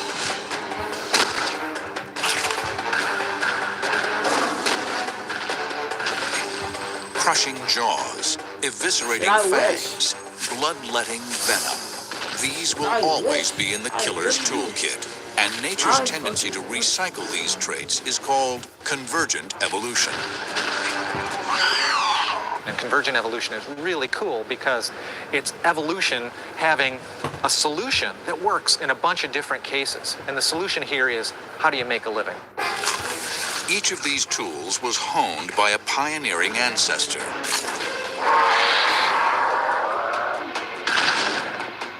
Like the killing claw. Its owner, Deinonychus, was a fast, efficient killing machine. And with this pair of sickle-shaped talons, Deinonychus could not only slash, but also disembowel its prey. This close relative to the velociraptor was 11 feet long and weighed in at over 150 pounds. It had large clawed hands and powerful jaws, lined with 60 blade-like teeth. But it was Deinonychus's monstrous talons on its hind feet that were its signature killing tool. And this is almost certainly the main weapon of Deinonychus. In fact, this feature is so important that it explains the animal's name, because Deinonychus means terrible claw. Deinonychus stalked fertile deltas, forests, and lagoons in what is now Montana, Wyoming, and Oklahoma from around 115 to 108 million years ago. It was inhabiting a large range of the continental United States, therefore living in various different habitats and presumably exploiting quite diverse prey, everything from small animals all the way up to large dinosaurs. So it seems to have been a superb generalist. You should imagine it as something like a cross between a hawk and a wolf, if you like. Despite its modest size, it used its talons to shred just about everything in its environment. Imagine the pack-hunting raptors from Jurassic Park with their massive bird-like claws. That's Deinonychus, and the bird-like comparison was apt. The very first predators to develop curved claws for traction and grasping were tetrapods, amphibians that ventured on land over 360 million years ago. 210 million years later, lethal new killers emerged. Dromaeosaurs, bird-like but flightless predatory dinosaurs. Also known as raptors, their claws were their ultimate killing tools. Today, killing claws can still be found on raptors, birds like hawks and eagles that use their claws to pierce and crush their prey. The things that you can tell about evolution that work are the designs that get repeated. The classic sickle-shaped claw is repeated all over the place. You see it in dinosaurs for sure, and then you see it in animals in the last 65 million years, things like Smilodon, things that are taking down prey with their arms. So that claw shape seems to be very effective, and it's been repeatedly converged upon by evolution many, many times. And like some of today's birds, Deinonychus may have maximized the impact of their claws by hunting in packs.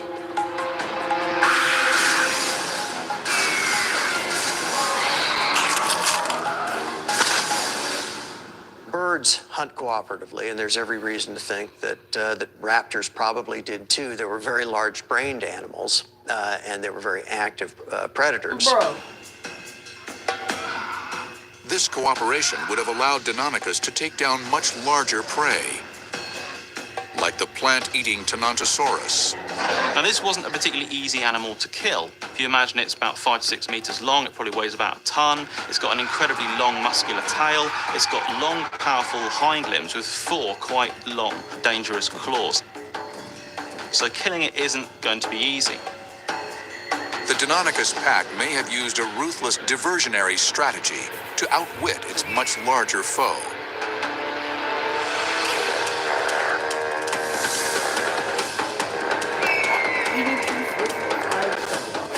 imagine a large group splitting up into small groups of 2 and 3.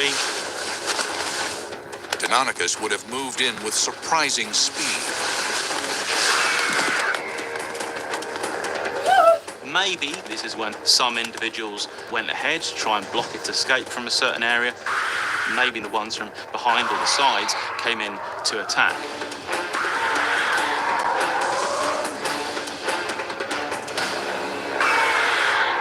And Deinonychus's hind limbs also carried the heavy weaponry, the claws. The second digit, the foot, had a very large sickle-shaped claw, and it would hold that claw up and out of the way when it was running, so it wouldn't really run on that toe.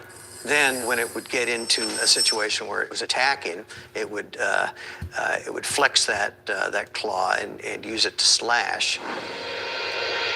Paleontologist Larry Whitmer and his students study a variety of claws to understand how they worked. If we look at the legs of dromaeosaurs like Deinonychus or its more famous Asian cousin Velociraptor, and you can see it's got a couple of toes on the ground, but it's got this crazy little claw raised up right there. And we think that this was actually a very powerful weapon. By contrast, modern raptorial birds like hawks have 4 talons on each foot, all at the same height. Raptors like this hawk are not using their feet to run around on the ground very much. Sure, they can hop around, but basically they're flying around and using all 4 of these little toes basically as weapons. So the prey would be brought into the foot like that, then they would contract these muscles back here that sort of operate the foot by remote control. So if I pull on these muscles, we can see how the toe will actually clamp around. Because they fly, birds' talons don't become dull from contact with the ground. But Deinonychus kept just 1 talon razor sharp for killing, while running on its other 3 toes. An animal that indeed is running around on this hind leg isn't going to be able to keep all of these claws so sharp. And that's sort of the beauty of what we see in something like Deinonychus or Velociraptor. Once in battle, Deinonychus would grasp with its 4 limbs, while using the blades on its hind limbs to inflict the heaviest damage, literally thrashing and pummeling its prey to death.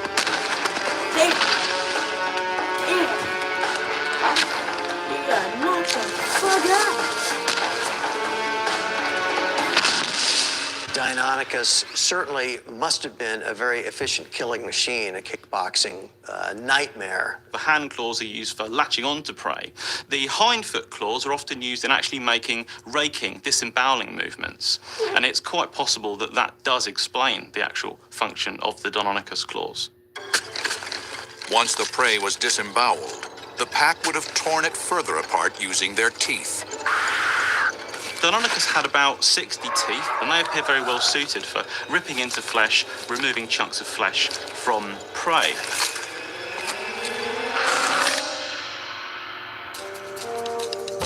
The raptorial birds continue to crush and tear prey with their talons to this day. Deinonychus vanished 100 million years ago. While claws are good at ripping prey to death, another predator dove into its prey, head first. Headhunter. In the animal kingdom, the term refers to a predator with a head as its dominant weapon. The most lethal assassins of all time, the Tyrannosaurids, or tyrant dinosaurs, took this killing style to the limit. Daspletosaurus combined both brute force and, for their size, great speed. Daspletosaurus was certainly built for heavy combat. It was built to bite and hang on. Daspletosaurus, a 30-foot-long, 4,000 to 6,000-pound tyrannosaurid, didn't use its small clawed forelimbs to grasp or kill. It attacked and slaughtered prey exclusively with its lethal cranium. This massive skull, measuring over 1 meter in length, was heavily constructed with fused nasal bones for added strength, and Daspletosaurus's long, muscular legs quickly got the heavy weaponry to its target. It had a shorter and more massively muscled neck to power those very large jaws. And it had those very powerful jaws with thick, powerful teeth. It was therefore able to take out bigger and stronger plant eaters than most of its rivals. Daspletosaurus took a giant evolutionary step forward for Tyrannosaurids. Prompted by the need to compete for bigger, more aggressive prey, it became stronger.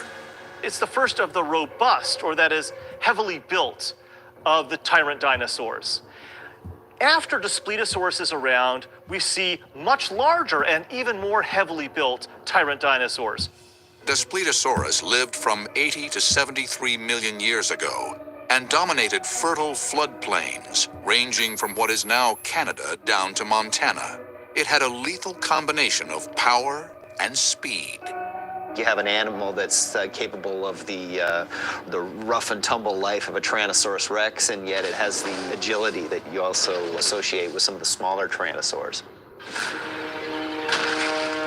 Power, speed, and its head-hunting killing style allowed Daspletosaurus to cut a swath of destruction throughout the late Cretaceous period, an era rich with herbivores like corythosaurs.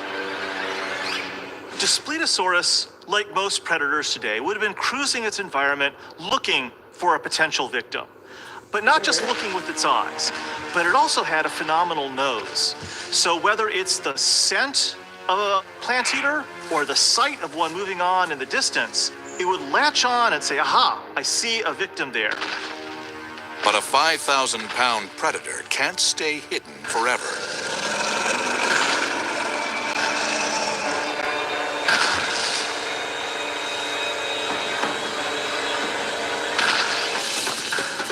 And at this moment, crashing toward its prey, Daspletosaurus's long runner's legs turned on the speed. This lightly built leg and a fairly mobile, elongate foot would have allowed Daspletosaurus to run very quickly. It would have been faster than the duckbill dinosaurs and the horned dinosaurs that it was trying to kill and eat. But how did it grab onto a huge fleeing corythosaur and subdue it? Certainly not with its short arms. The tyrant dinosaurs have dinky little arms. They're very famous for that. They can't even reach their teeth with their own hands. As you can see here, this is the scapula, the humerus, and the hand, which corresponds to the same bones on my body here. And you can see that the arm is no bigger than mine. Put my size arms on, a rhino-sized animal, it doesn't make any sense. So why did Daspletosaurus have such tiny little arms if they couldn't do anything? Evolution favored those tyrannosaurs with smaller and smaller arms, until eventually you had a creature where most of the power is in the head and essentially none of the power is in the forearms. According to scientists, nature was investing all its energy to develop that lethal head at the expense of arms, which were being phased out. I would imagine if the great asteroid hadn't hit 65.5 million years ago, that the tyrannosaurs that lived 20 million, 30 million, 40 million years after Daspletosaurus may have lost those forearms altogether. They may have been totally armless. As Daspletosaurus closed the gap on its prey, the jaws on its solid, massive head would clamp on. Those skulls are doing double duty. They're both the killing weapons, but they're also the holding weapons. And this powerful weapon was also lined with enormously long teeth, firmly anchored into the gums. They had twice as much root as crown, the tooth top that inflicts damage. Those teeth could twist and turn from side to side, and on top of that, if you look at the shape of the tooth, they were more like railroad spikes. They're for stabbing, they're for puncturing, they're for crushing, and they're also for holding. A bone crusher, Daspletosaurus was a voracious eater. Those powerful jaws would clamp down, pulverize muscle, break through bone, and cripple the plant eater so the Daspletosaurus could be eating the plant eater while it's still alive. Daspletosaurus made quick work of its plant-eating neighbors. And yet, after 7 million years as an apex assassin, it vanished from the Earth. driven into extinction by bigger, faster, more powerful tyrant dinosaurs. Spinosaurus was a victim of its own success. That is, in evolutionary history, often you evolve yourself into extinction. That is, you produce descendants that have acquired more and more specializations than you have as a species that then outcompetes you. And though there are no longer tyrannosaurids stalking the Earth, there were plenty of heirs to this hunting style, a deadly example of convergent evolution in action. The dogs and the hyenas are pretty good analogs to the tyrant dinosaurs like Daspletosaurus. When a dog, like a wolf or a hyena, goes after a victim, it clamps down with those jaws, and it doesn't use those claws on its paws so much to kill its victim. It might use it to brace itself, but that's about it.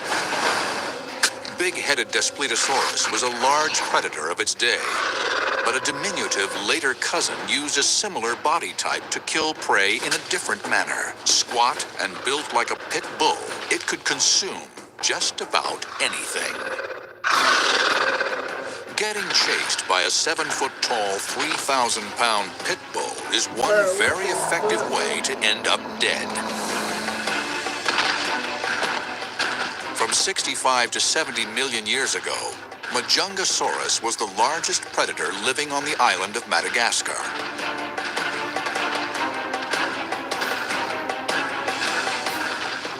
Yet Majungasaurus was small compared to tyrannosaurids, such as the head-hunting Daspletosaurus. So Majungasaurus had to use its entire body as a weapon, a giant attack dog.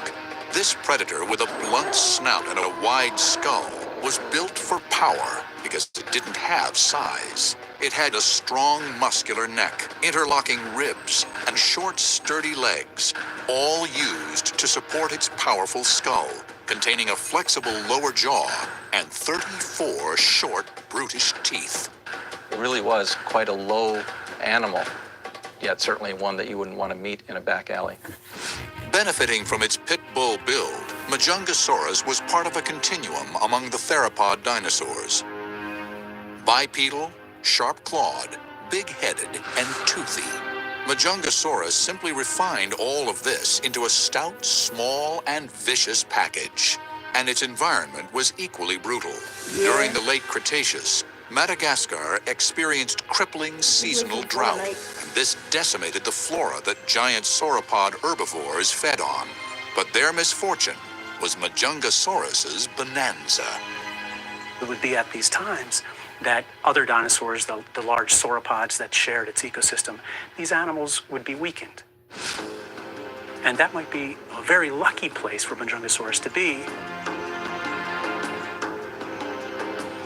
Here on the desolate, rain-starved plains, Majungasaurus would have snuck in close to its prey, the giant sauropod, Rhopetosaurus.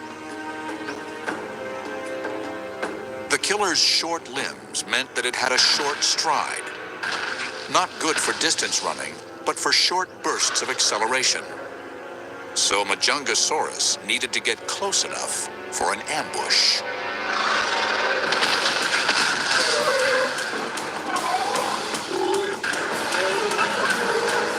But how would it have attacked something much more massive than itself? It has been speculated that Majungasaurus might have been a bite-and-hold predator.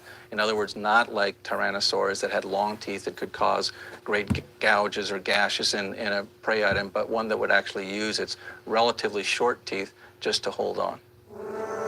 Lower to the ground than the giant sauropod, it may have surged up at its prey's throat and clamped on with its short teeth. The killer's jaws were designed for desperate struggles like this.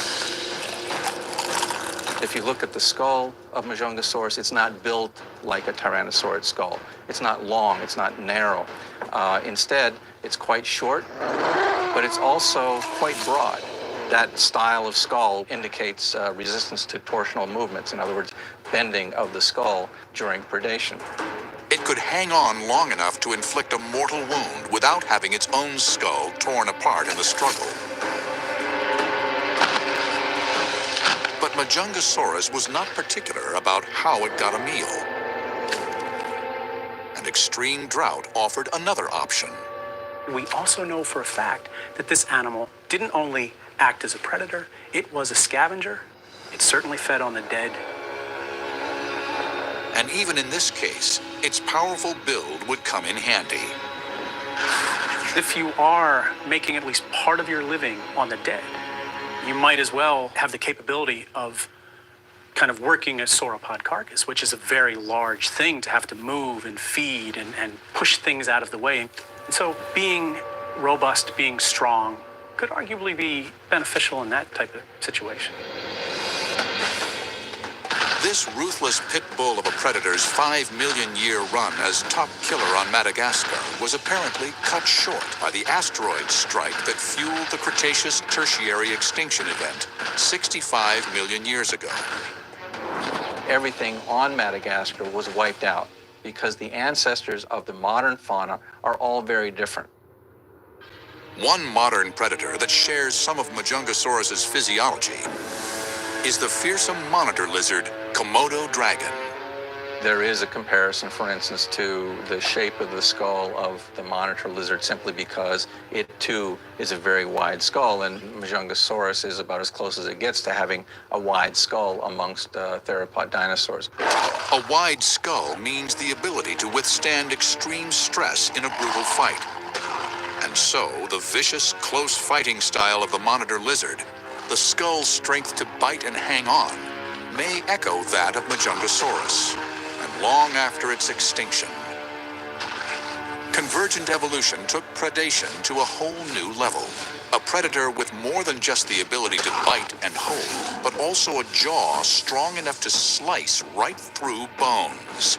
Nothing, not even its owner's extinction, could keep it down. 22 million years after the dinosaurs went extinct, a new assassin, a mammal, proved so successful it terrorized prey across the entire globe. Unlike the two-legged theropods that ultimately evolved into birds, Hyaenodon was a four-legged killer.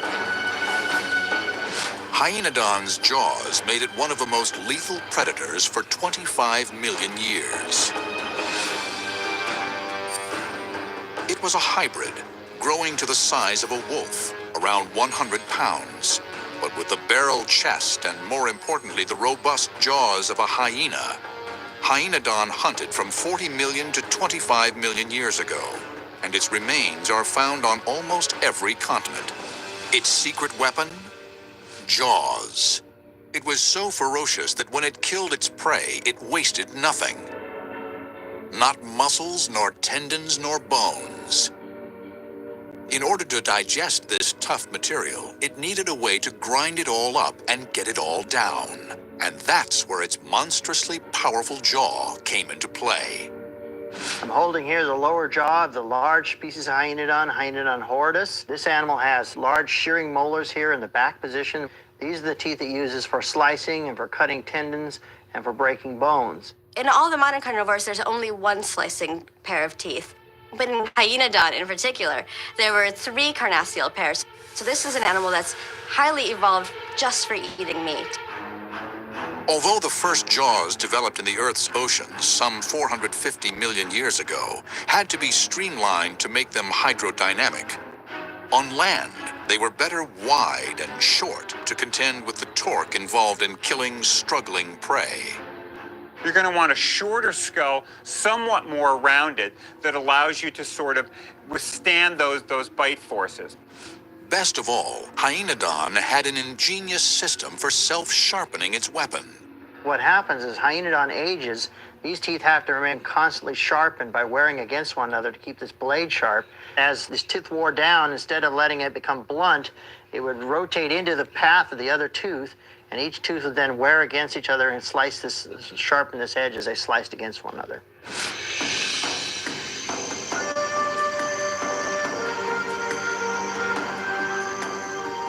One of Hyaenodon's favorite prey was a small camel, Pobrotherium. This 3-foot-tall herbivore was the size and speed of a deer.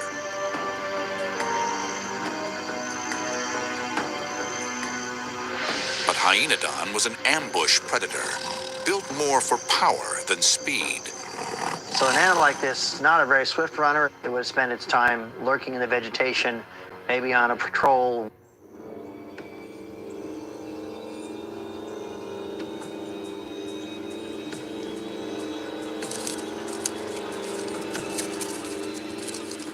It was mainly stalking and pouncing, perhaps with a short chase beforehand.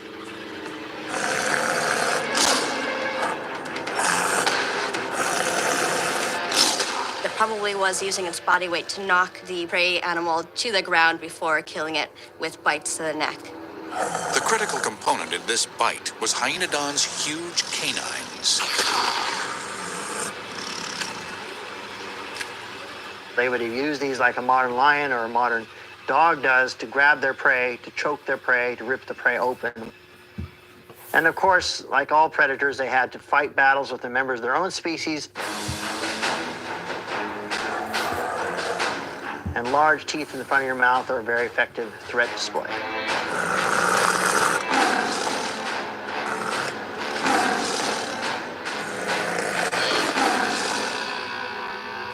It consumed everything, even teeth. Carcasses are often completely dismembered, heads are ripped off, limbs are ripped off. Hyaenodons did a fair amount of bone cracking because a lot of their fossilized coprolites or fossilized feces have bone fragments in them.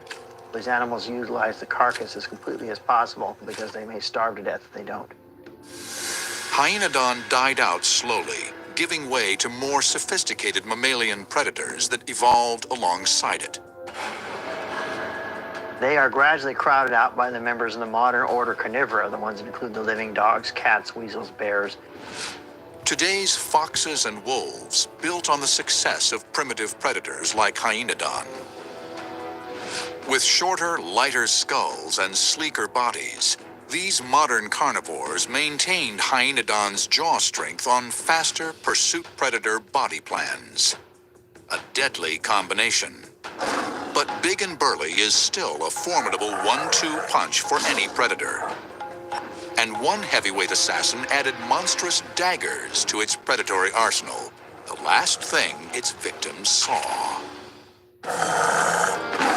This giant cat kept its killing tools front and center.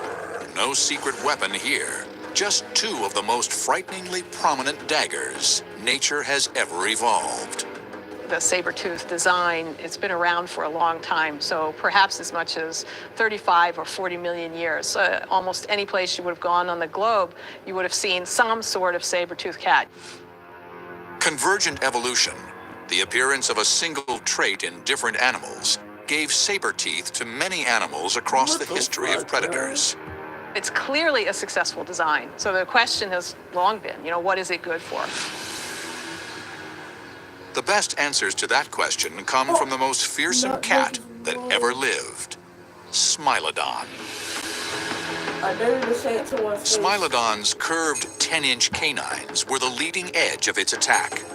The rest of Smilodon's body was engineered for power. At 500 to 800 pounds, with thick bones supporting muscled limbs and a gigantic neck, it was massively powerful, capable of speeds up to 40 miles per hour and taking down prey 6 times its size and weight. Why so strong?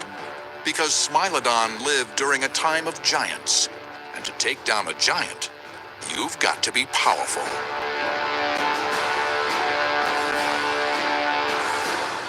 Smilodon hunted North and South America for most of the last 2 million years, disappearing just 10,000 years ago.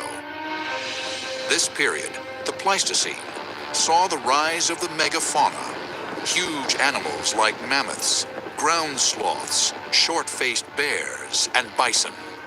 The American West was full of big herds of bison, and this would have been, I would think, a favorite animal for Smilodon. And Smilodon may have been capable of taking down large animals by hunting in packs. cooperative hunting really requires some pretty sophisticated brain power, the reasoning ability to know not only how to coordinate a group, but to actually know that you can maybe forego or delay your meal.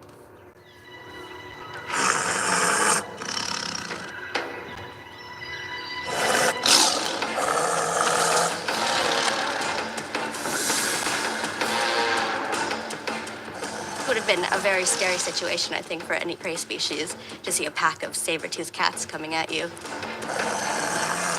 Closing in, the pack would pile on to the bison.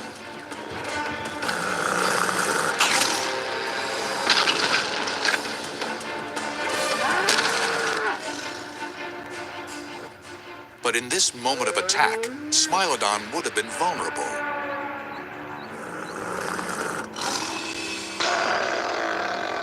Predation is a really risky and dangerous business. Prey do not want to be prey. They resist, and consequently, struggling prey can hurt the predator. Smilodon could not go in for the kill until the pack fully immobilized the bison. Powerful forelimbs, capped off with punishing retractable claws, were designed for the task. They do have an enlarged dew claw that is set off at an angle from the others. So they've got, 4 hooks going one way and the other hook at a 90-degree angle. So if you move, it hurts no matter what you do. With the prey restrained, the Smilodon closest to the bison's neck would move in for the killing bite. And killing was particularly risky for Smilodon's sabers. With Smilodon, their sabers are very narrow from side to side, somewhat like knives, and so that makes them very vulnerable to being broken if they get a blow from the side, or if they come down hard on something like a bone. The prey's throat was a vulnerable area that didn't contain bone that could break the big cat's canines. The Smilodon is likely to pull out a carotid artery, jugular vein, trachea. There's all kinds of vulnerable elements there that, once removed, cause very quick death. That would allow this animal to kill very quickly, which would protect it, or at least minimize the risk to it from being harmed by the prey. Would have been a much faster kill than what we would see in a modern tiger or lion. Tigers and lions are the closest modern analog to the saber-toothed cat. Though they are pack hunters like Smilodon, African lions use a distinctively different killing style.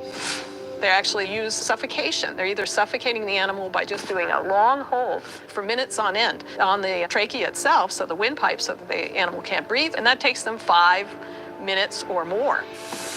Despite Smilodon's efficiency, it went extinct soon after the first humans arrived in North America, around 14,000 years ago. Human hunters started taking the preferred prey of Smilodon, such as mastodons and mammoths and bison and horses. Smilodon was so specialized to hunt big game that it couldn't change its behavior. The ability to be varied in your diet, to be something of a generalist, is a very effective strategy. It's, in a sense, a hedge against extinction. If you've got the ability to take a variety of different sort of prey items. So sort of being sort of a little bit of a Swiss Army knife kind of animal is a very effective strategy. Convergent evolution rewarded Smilodon with massive dagger-like teeth. But it rewarded another creature with one more deadly trait. The largest lizard of all time added lethal poison to its bite to make it the top assassin of prehistoric Australia. Eviscerating claws and fangs, muscular jaws, and brute strength. These are some of the most lethal weapons in the predator's toolkit. Tools that, through convergent evolution, survive and recur in nature's greatest killers. All of these lethal traits can be found in the terrifying Megalania, a heavily armed predator from Australia that was the largest land-dwelling lizard of all time. We're talking about the ultimate lizard. We are talking about the coolest thing on 4 legs and scales to have ever lived. Added to these powerful weapons was a venomous bite that gave Megalania a fighting chance to bring down prey much bigger than itself. Venom, first found on land in scorpions some 300 million years ago, has evolved repeatedly in creatures as diverse as jellyfish, insects, snakes, spiders, and even a few sharks. In Megalania, it was the final blow. The concealed weapon that would have proved critical in taking down something 6 times its weight. The active ingredient? An anticoagulant. Damn. So it's like the difference between Alright, having a since you dagger go and to- having a next poison time I tip see you, dagger. since you go to Fresh In this Cut, case, it's I'm gonna exaggerating the smack shit out effects of the you on your teeth. neck, bro. Megalania was truly massive, reaching sizes of over 20 feet long and more than 800 pounds. Yet its heavily built limbs made it extremely fast, and along with razor-sharp teeth, I thought ample you meant on claws, your and neck. a venomous Your bite, neck, it terrorized Australia from 1.5 million to 40,000 years ago. With Megalania, it's the classic case of when you have big food, you got big predators. The Australian megafauna were very unique. They were basically the largest of the marsupials, the largest of the lizards, and the largest of the birds.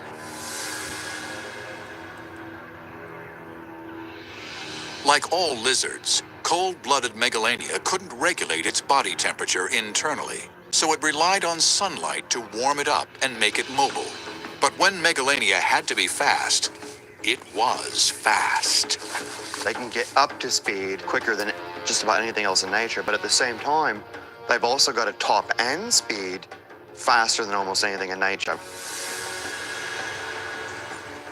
Today on the Indonesian archipelago, a distant cousin of Megalania still dominates the landscape. The best analogy for the behavior and ecology and physiology of Megalania is the Komodo dragon. These animals were probably very similarly proportioned. Megalania was 4 times as massive as today's Komodo dragons, but these modern lizards hold clues to how ferocious Megalania must have been. I've worked with Komodos in the I field. don't have They can no run up a TV hill on, bro. faster than I can run down it. There's no way Well, I you can get do, away but from you something can't like hear this. it. They are just machines. Once active after its morning warm-up, Megalania would search out a trail used by its favorite prey, Diprotodon, a 6,000-pound marsupial. Oh my god, bro. Then it would find the scent of its prey with its long, probing tongue. These animals use their forked tongue to pick up odors, and it can sense what kinds of animals have been passing that area. When it located a Diprotodon trail, it stalked its prey from the cover of the tall grass. Low to the ground, camouflaged, and capable of tremendous patience, Really, nigga? Megalania, like Komodo dragons, would have been masters at stalking. My own experiences with Komodo dragons say that. These animals can be 5-6 feet away in the grass, and you just can't see them. At this point, all Megalania had to do was catch Diprotodon, sink his teeth in, and dispatch him.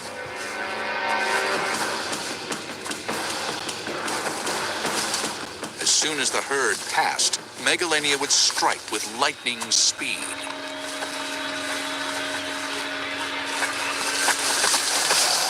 In the case of Megalania, if it popped up, I would say 15, 20 meters away, there's no way you could outrun it.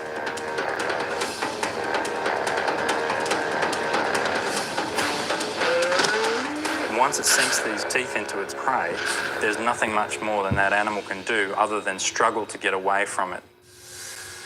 Megalania's teeth were serrated like a Komodo dragon's, but several times larger and more deadly.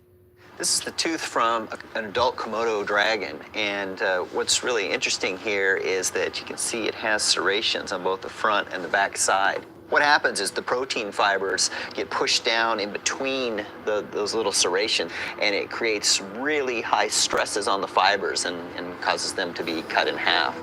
As that prey item would try to bolt away, the Megalania would either hold its ground or jerk its head back using its neck musculature, and it would draw these teeth through the prey item, and this would cause a massive furrow down through the body of the animal. It's ripped a huge hole in the animal, ripped a massive chunk of flesh out of the animal's side, and now blood comes streaming out of it.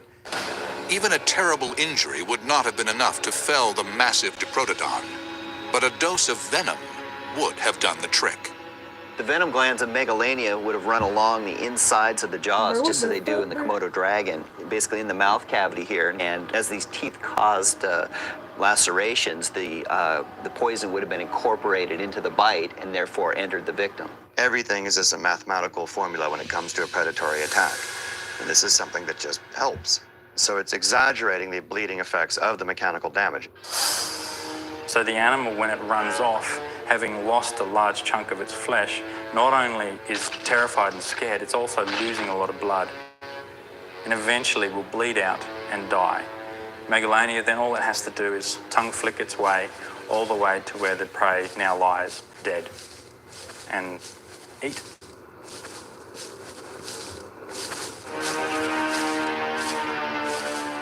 And this hearty meal would have stuck to Megalania's ribs. It would digest the Diprotodon fairly quickly, but the energy that it gets out of that meat and out of the flesh would last it for a long, long time. It would store the fat in its tail and over the ensuing years not need to feed. It's not to say that it wouldn't feed, it just means that if it wasn't feeling hungry, it didn't have to get out of bed in the morning. From lethargic behemoth to agile predator and back again. But despite its venomous advantage, this giant cold-blooded killer may have been doomed in part by a small, warm-blooded hunter. One without obvious survival tools that competed for food and may have even hunted Megalania itself. Could Megalania and its prey have been wiped out 40 to 50,000 years ago by early man?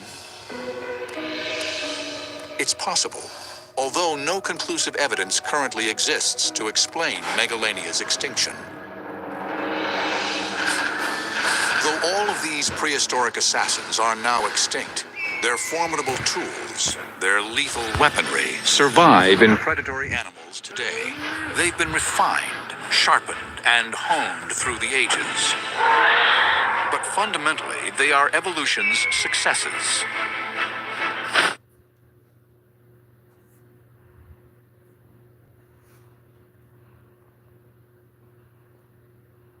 These are the 5 most scariest and terrifying sounds that dinosaur used to make. I bet you will be super scared at the last one. But first, you'll have incredible luck tomorrow if you like, and subscribe to my channel within 3 seconds. Pervatosaurus.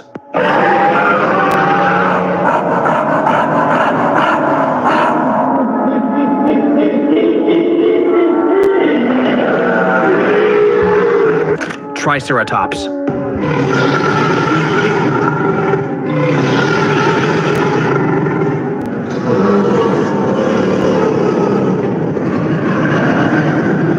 Elasmosaurus?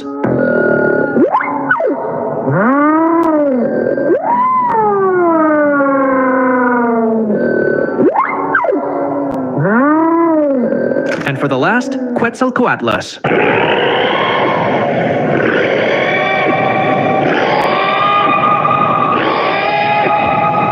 These are the 5 most scariest and terrifying.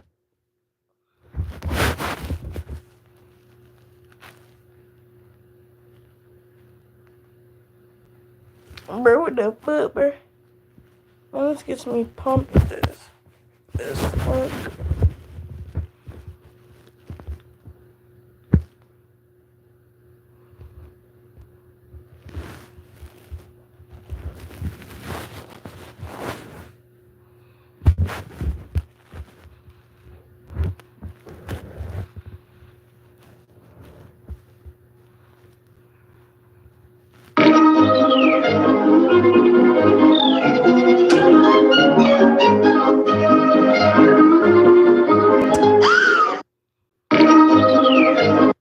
Damn. Oh, you talking about me, nigga? Alright, bet that. There's an HBO show about people that own chimpanzees. It's horrific, man. When the chimps tear people apart, they tear your face off, they tear your eyes off, they bite your fingers off. This show is all about what happens when people have pet chimps, and the chimps get to be about 5 years old, and they don't want to listen to you anymore because they're a 200-pound fucking super predator. They can do whatever they want. They're our closest relatives. They're not as smart as people, but they're also vindictive and spiteful. They're angry and jealous. And when they get to be like 5 years old, you can't even put them in a combination lock. And they'll figure out the combination. They'll watch you do it. Oh, and then they'll do it. The HBO. Here.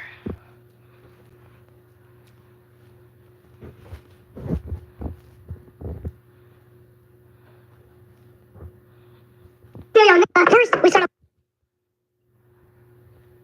start off making watermelon chicken. We cut out the watermelon. Cooking with banana. Cooking with banana. Hey, I got a fruit and cereal. First, we start off making watermelon chicken. We cut out the watermelon, put it in some breadcrumbs, and let that sizzle. That should guarantee to make your mouth water. Next up, we got the chicken. The seasonings we're gonna use today is Hennessy, grape Kool-Aid. Flip that over, and you know we can't forget the Black and Milds. After we're done seasoning up my chicken, put that in the oven, let it cook. Voila, there she is, sitting all pretty. Now it's time to cook up some cornbread that your is for surely gonna love. Get some corn and bread and start mushing it together. Once your bread is all mixed in with the corn, go ahead and throw that in the microwave, and there we go. We got some fresh cornbread. Now you can't forget the hood drink. To make the special hood juice, you need Hennessy, Kool-Aid, Black and Milds, and of course the watermelon. Blend that up and get ready to sip. Now that it's all cooked, it's time to enjoy my feast. That fried watermelon is busting. I swear it feels like every day I get on social media, there's a new degenerate in town. Ladies and gents, meet 9Trev. Diddy, when are you gonna get out of jail to spread baby oil all over me? I'm waiting for you. Come home, Diddy.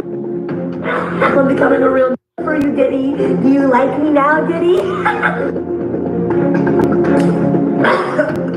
You see, content creators have a problem. After the long history of being caught saying and doing racist and controversial things, and then getting a slap on the wrist by society, people started taking advantage because of all the publicity that it brings. And as the saying goes, all publicity is good publicity. And we all sort of have to admit that controversy sells. Think Jake and Logan Paul, think FouseyTube, think Jack Doherty, because the world loves drama. And we see this all the time. For example, when rappers start beefing with each other, like Drake and Kendrick. After that beef with Drake, Kendrick was able to break records. I mean, it's to the point that we have rappers trying to start fake beef so they can profit off the publicity. I got a call from a certain rapper. It's like a lyricist too. I'm sure y'all know him if I say his name. He say, man, all the back and forth between J. Cole and Kendrick got me fired up. I feel like we should diss each other. We cool behind closed doors. We should diss each other. Honestly, after watching that clip, it made me question the majority of the rap beefs that we've seen. Like, we've been getting bamboozled for streams, but then again, this might be the reason why rappers like King Von and Bloodhound Jeff blow up so quickly. Because people have evidence that they caught bodies. I don't know what it is, but when people get proof that you're actually living what you're rapping, they just fall in love with your music. Another example is the white lady who made this video. Everybody I know who's married right now, they're married to broke-ass niggas. After making that video, she would go onto Twitter and admit that she intentionally said what she said because she knew it was gonna get her that publicity. She thought it was gonna be her free ticket into stardom. She thought she was gonna pull the little Hawk Tour girl stunt and get famous for saying nonsense. Hawk Tour and spit on that thing. But you see, things don't always work out that way. And that seems to be the case with this guy 9Trev. Because this guy does stuff like this, itching for a reaction. Saying what's up to my nigga in the mall. Oh shit, what's up,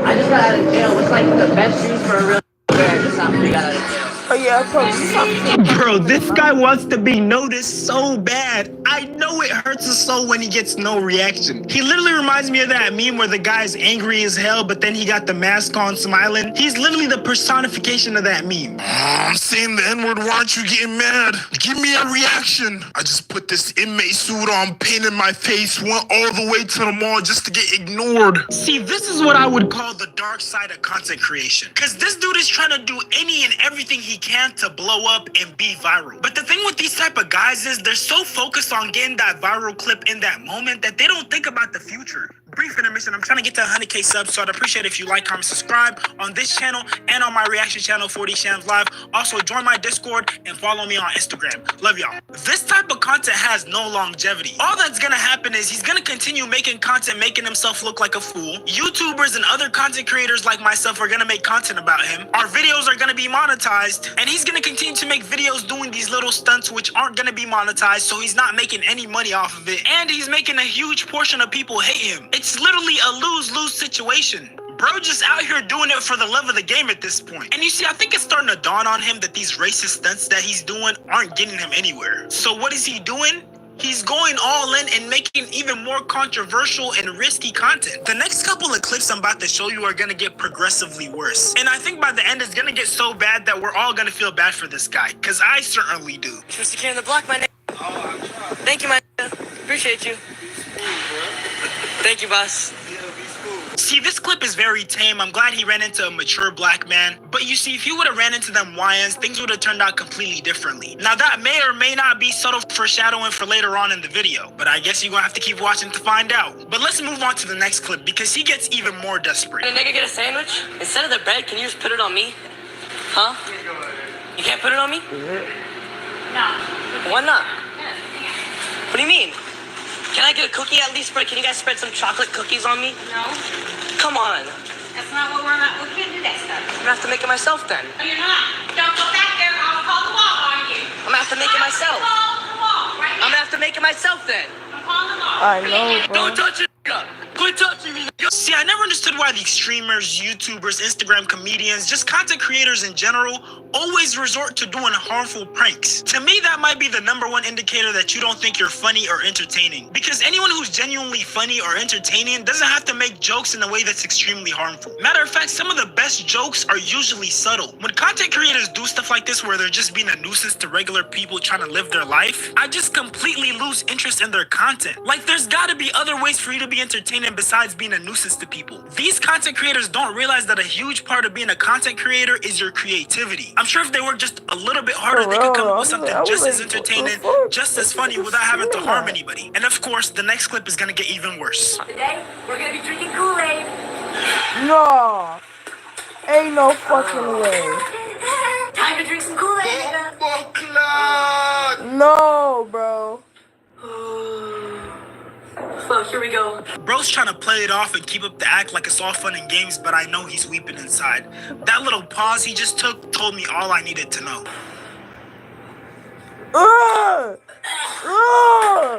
Ew, bro. I know dude is dreading the decision he made to become a content creator right now. But bro low-key has no choice. He's out of options because his digital footprint is cooked. Like, at this point, for him to get a job, he might have to change his identity. Shoot, he might even have to become black if he can find enough melanin. Because, I mean, he's already obsessed with black people. That might be the final step. And y'all remember earlier that subtle foreshadowing I gave when I said that if he ran into some YNs, things would have turned out very differently? Those young got me good, bro.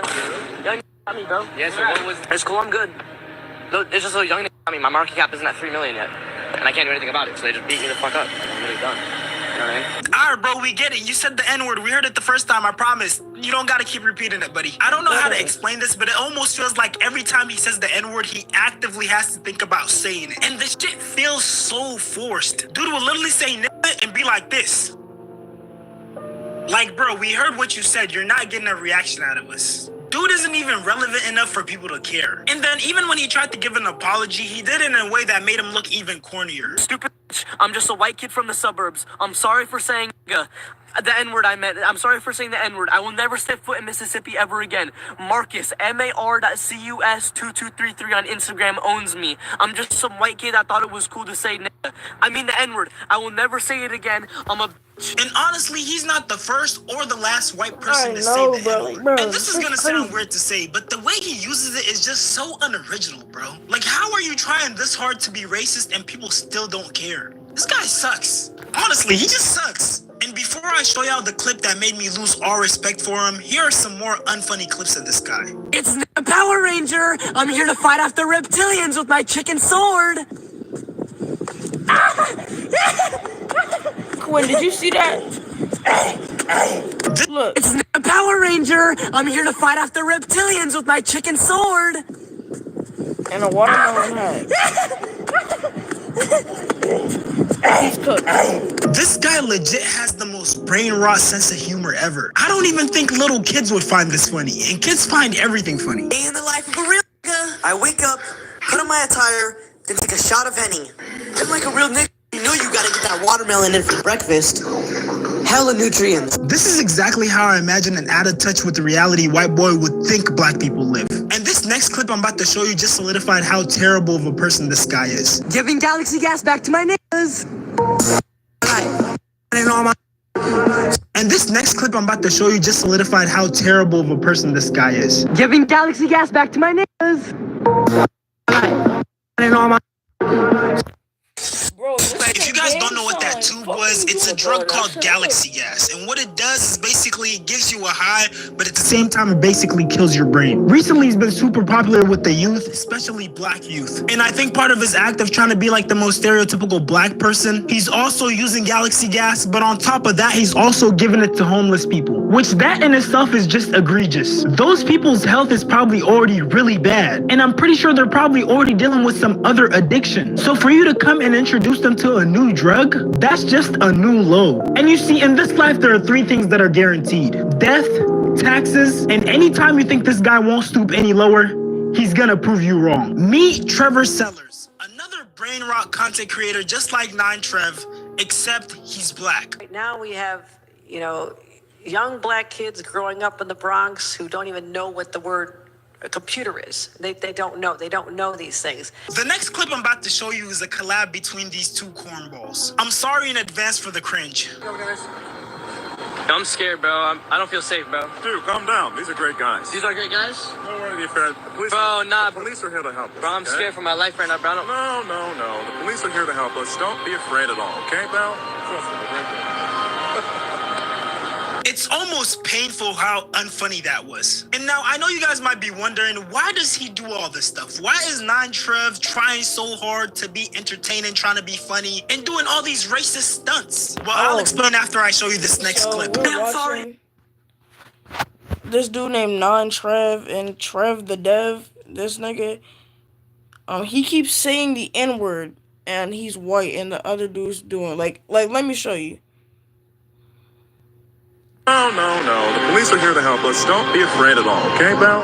Trust me, they're great guys. It's almost painful how unfunny that was. And now I know you guys might be wondering, why does he do all this stuff? Why is 9Trev trying so hard to be entertaining, trying to be funny, and doing all these racist stunts? Well, I'll explain after I show you this next clip. I'm sorry. I didn't mean anything that I was saying. I'm sorry for saying everything. Please do not try finding my address, nigga. I will not say that word again. Psych! Go buy nigga coin. So believe it or not, the whole reason why this guy's pulling all these racist stunts is because he's trying to promote his crypto coin. And if you're wondering about the name of this crypto coin, it's called Now I Got a Giga Ape. And if you couldn't tell, the acronym for those words is nigga. Trev literally talks about making a crypto coin where he says, you buy a token with a great narrative, you create content for the token, you keep tweeting, sharing the token regardless of price action. On top of that, he also has these NFTs, which one of them is black, the other one is and this one is just a black guy wearing a chain that says nigga. So yeah, all his efforts have basically been an attempt to bring attention to his crypto coin. And I can't lie, him being a content creator, especially after the situation with the Hawk Tool girl where she made her own coin and then dumped it and a whole bunch of people lost their money, things aren't looking too hot for him right now. But outside of this 9Trev situation, I honestly wish that content creators will stop stooping so low just to get content. I feel like a big part of our job is being creative. If you can't be creative and think outside the box, then I don't think being a content creator is for you. Because there's no reason that you should feel like you're forced to make derogatory content. I personally don't feel like it's worth it, and it also has no longevity. If you made it this far, I appreciate you so much for watching. Go ahead and like, comment, subscribe, and turn on post notifications. And if you want to join the 4D fam and be a... Alright, bro. Like, this dude has to be mentally ill. I can't lie. Woo!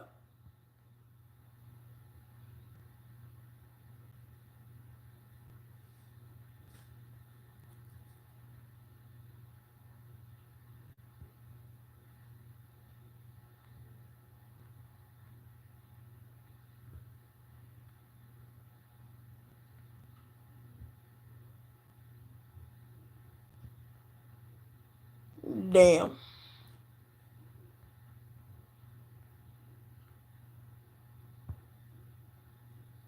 What the f... No, bro. Quinn is not white. He's light skinned, bro.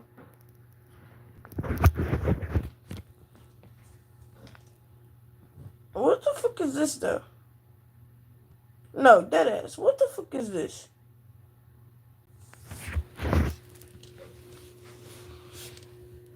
Bro, humanity is cooked. Okay.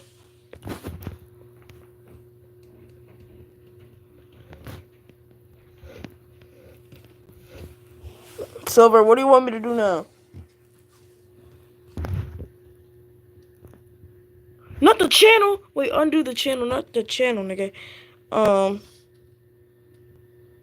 Fuck it. Not interested. Yo, Quinn. Bro, I'm gonna smack your neck, nigga.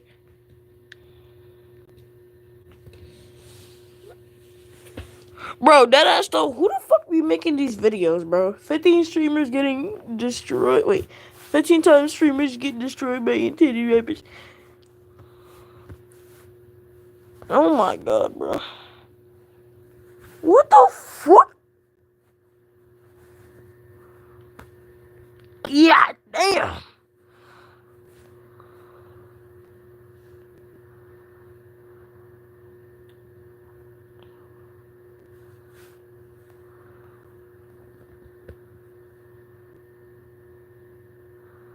Me and the devil.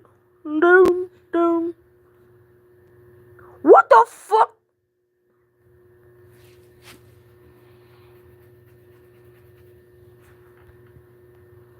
Yo. Bro, for real though, bro. He be funny as shit. You need 14 inches.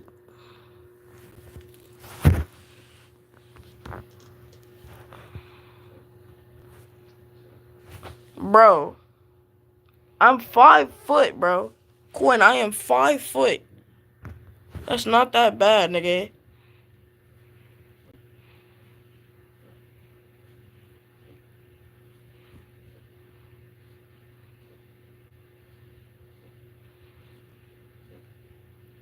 Holy fuck. School crash out. I'm watching this. Shit!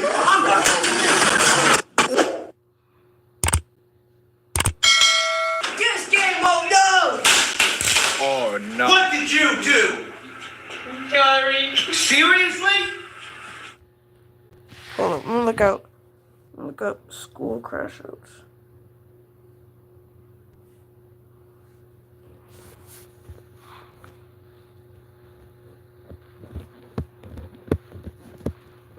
Oh, what the fuck? Y'all niggas gay.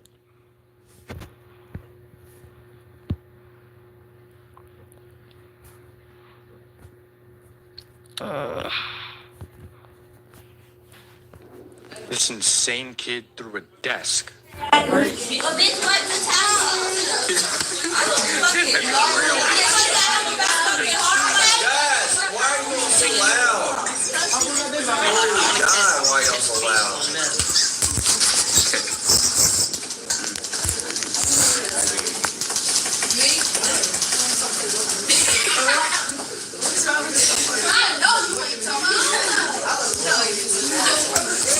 Thank God.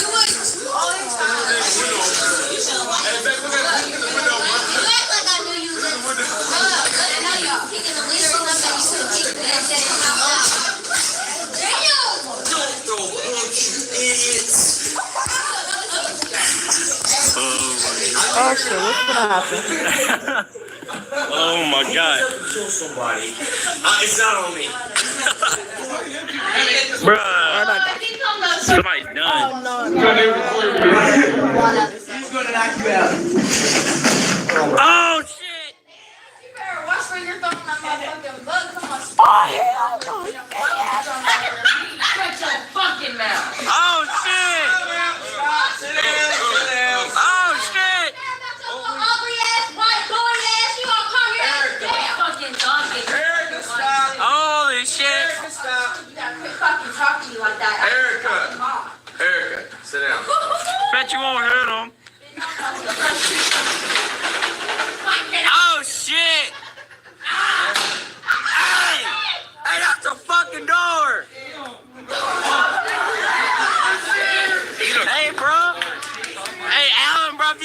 with the gun, I'm done.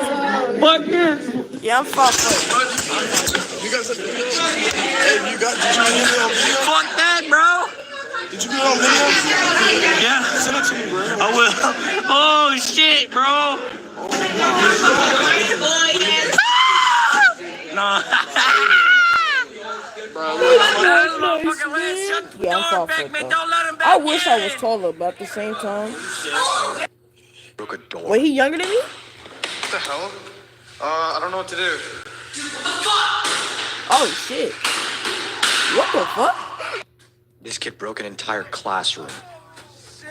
Somebody get down to the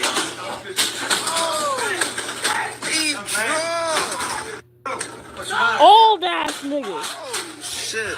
Nigga, no, I'm 12. What are you talking about?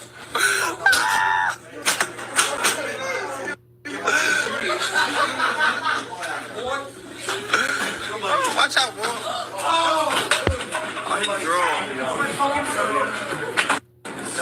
Shaquille O'Neal built ass boy.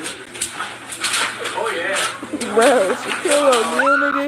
Is that you? Ain't no way he get.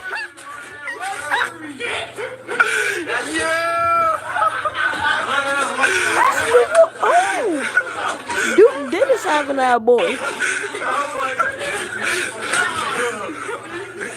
Guys, put back in. Damn, bro. Back in. Man, body slam that bitch out.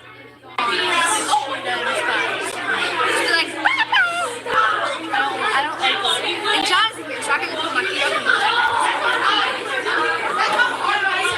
I need to wait. You're still taping. Yes, I will give you a dollar. Tell me. Just get through a chair. Go.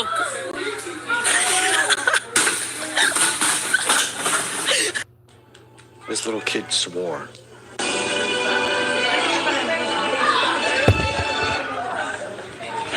afternoon, parents. Good afternoon, boys and girls. Shut the fuck up. Hey. Not nice. No, thank you. No, thank you. You need to leave? No, bitch. Okay. Oh, yeah, he's out. Nigga, you are not from the old block, you word. No, call me student, bro. You're such a little bitch ass up, nigga. You built like queso. What the fuck she gonna do? She screaming in your fat ass.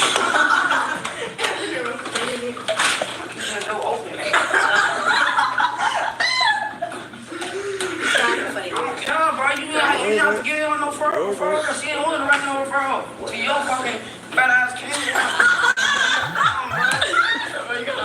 No. You gave her a referral, so I'm gonna give her a reason. Fucking referral. Hold up, y'all. I'll be back. I'm coming.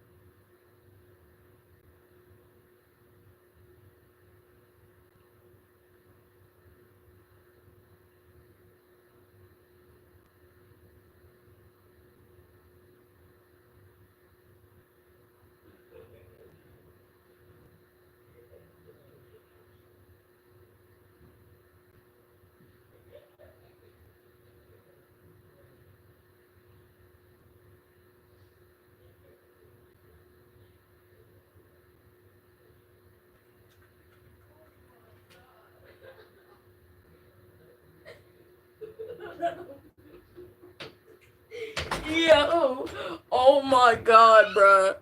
Oh my god. Yo. Quinn. Bruh. See, I was watching this show, like, some girls in college, right? And I said, Ma, you miss your younger days, don't you? That's why you watching this. And she told me, she told me, bitch, I'm still you.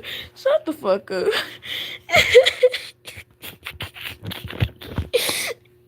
And then she said, that's why you a bitch a little bit after that. Oh my god. Yo, Quinn, I'm finna end stream. I've been streaming for 3 hours, bro.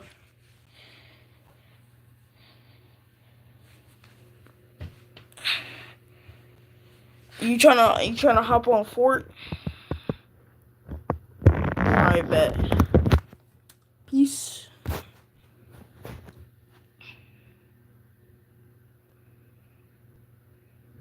Alright. I'm finna hop on. Peace. I'm finna end stream, buddy. Bye-bye. Hey, yo, alright, you did it for that. You did it for that. Alright, peace.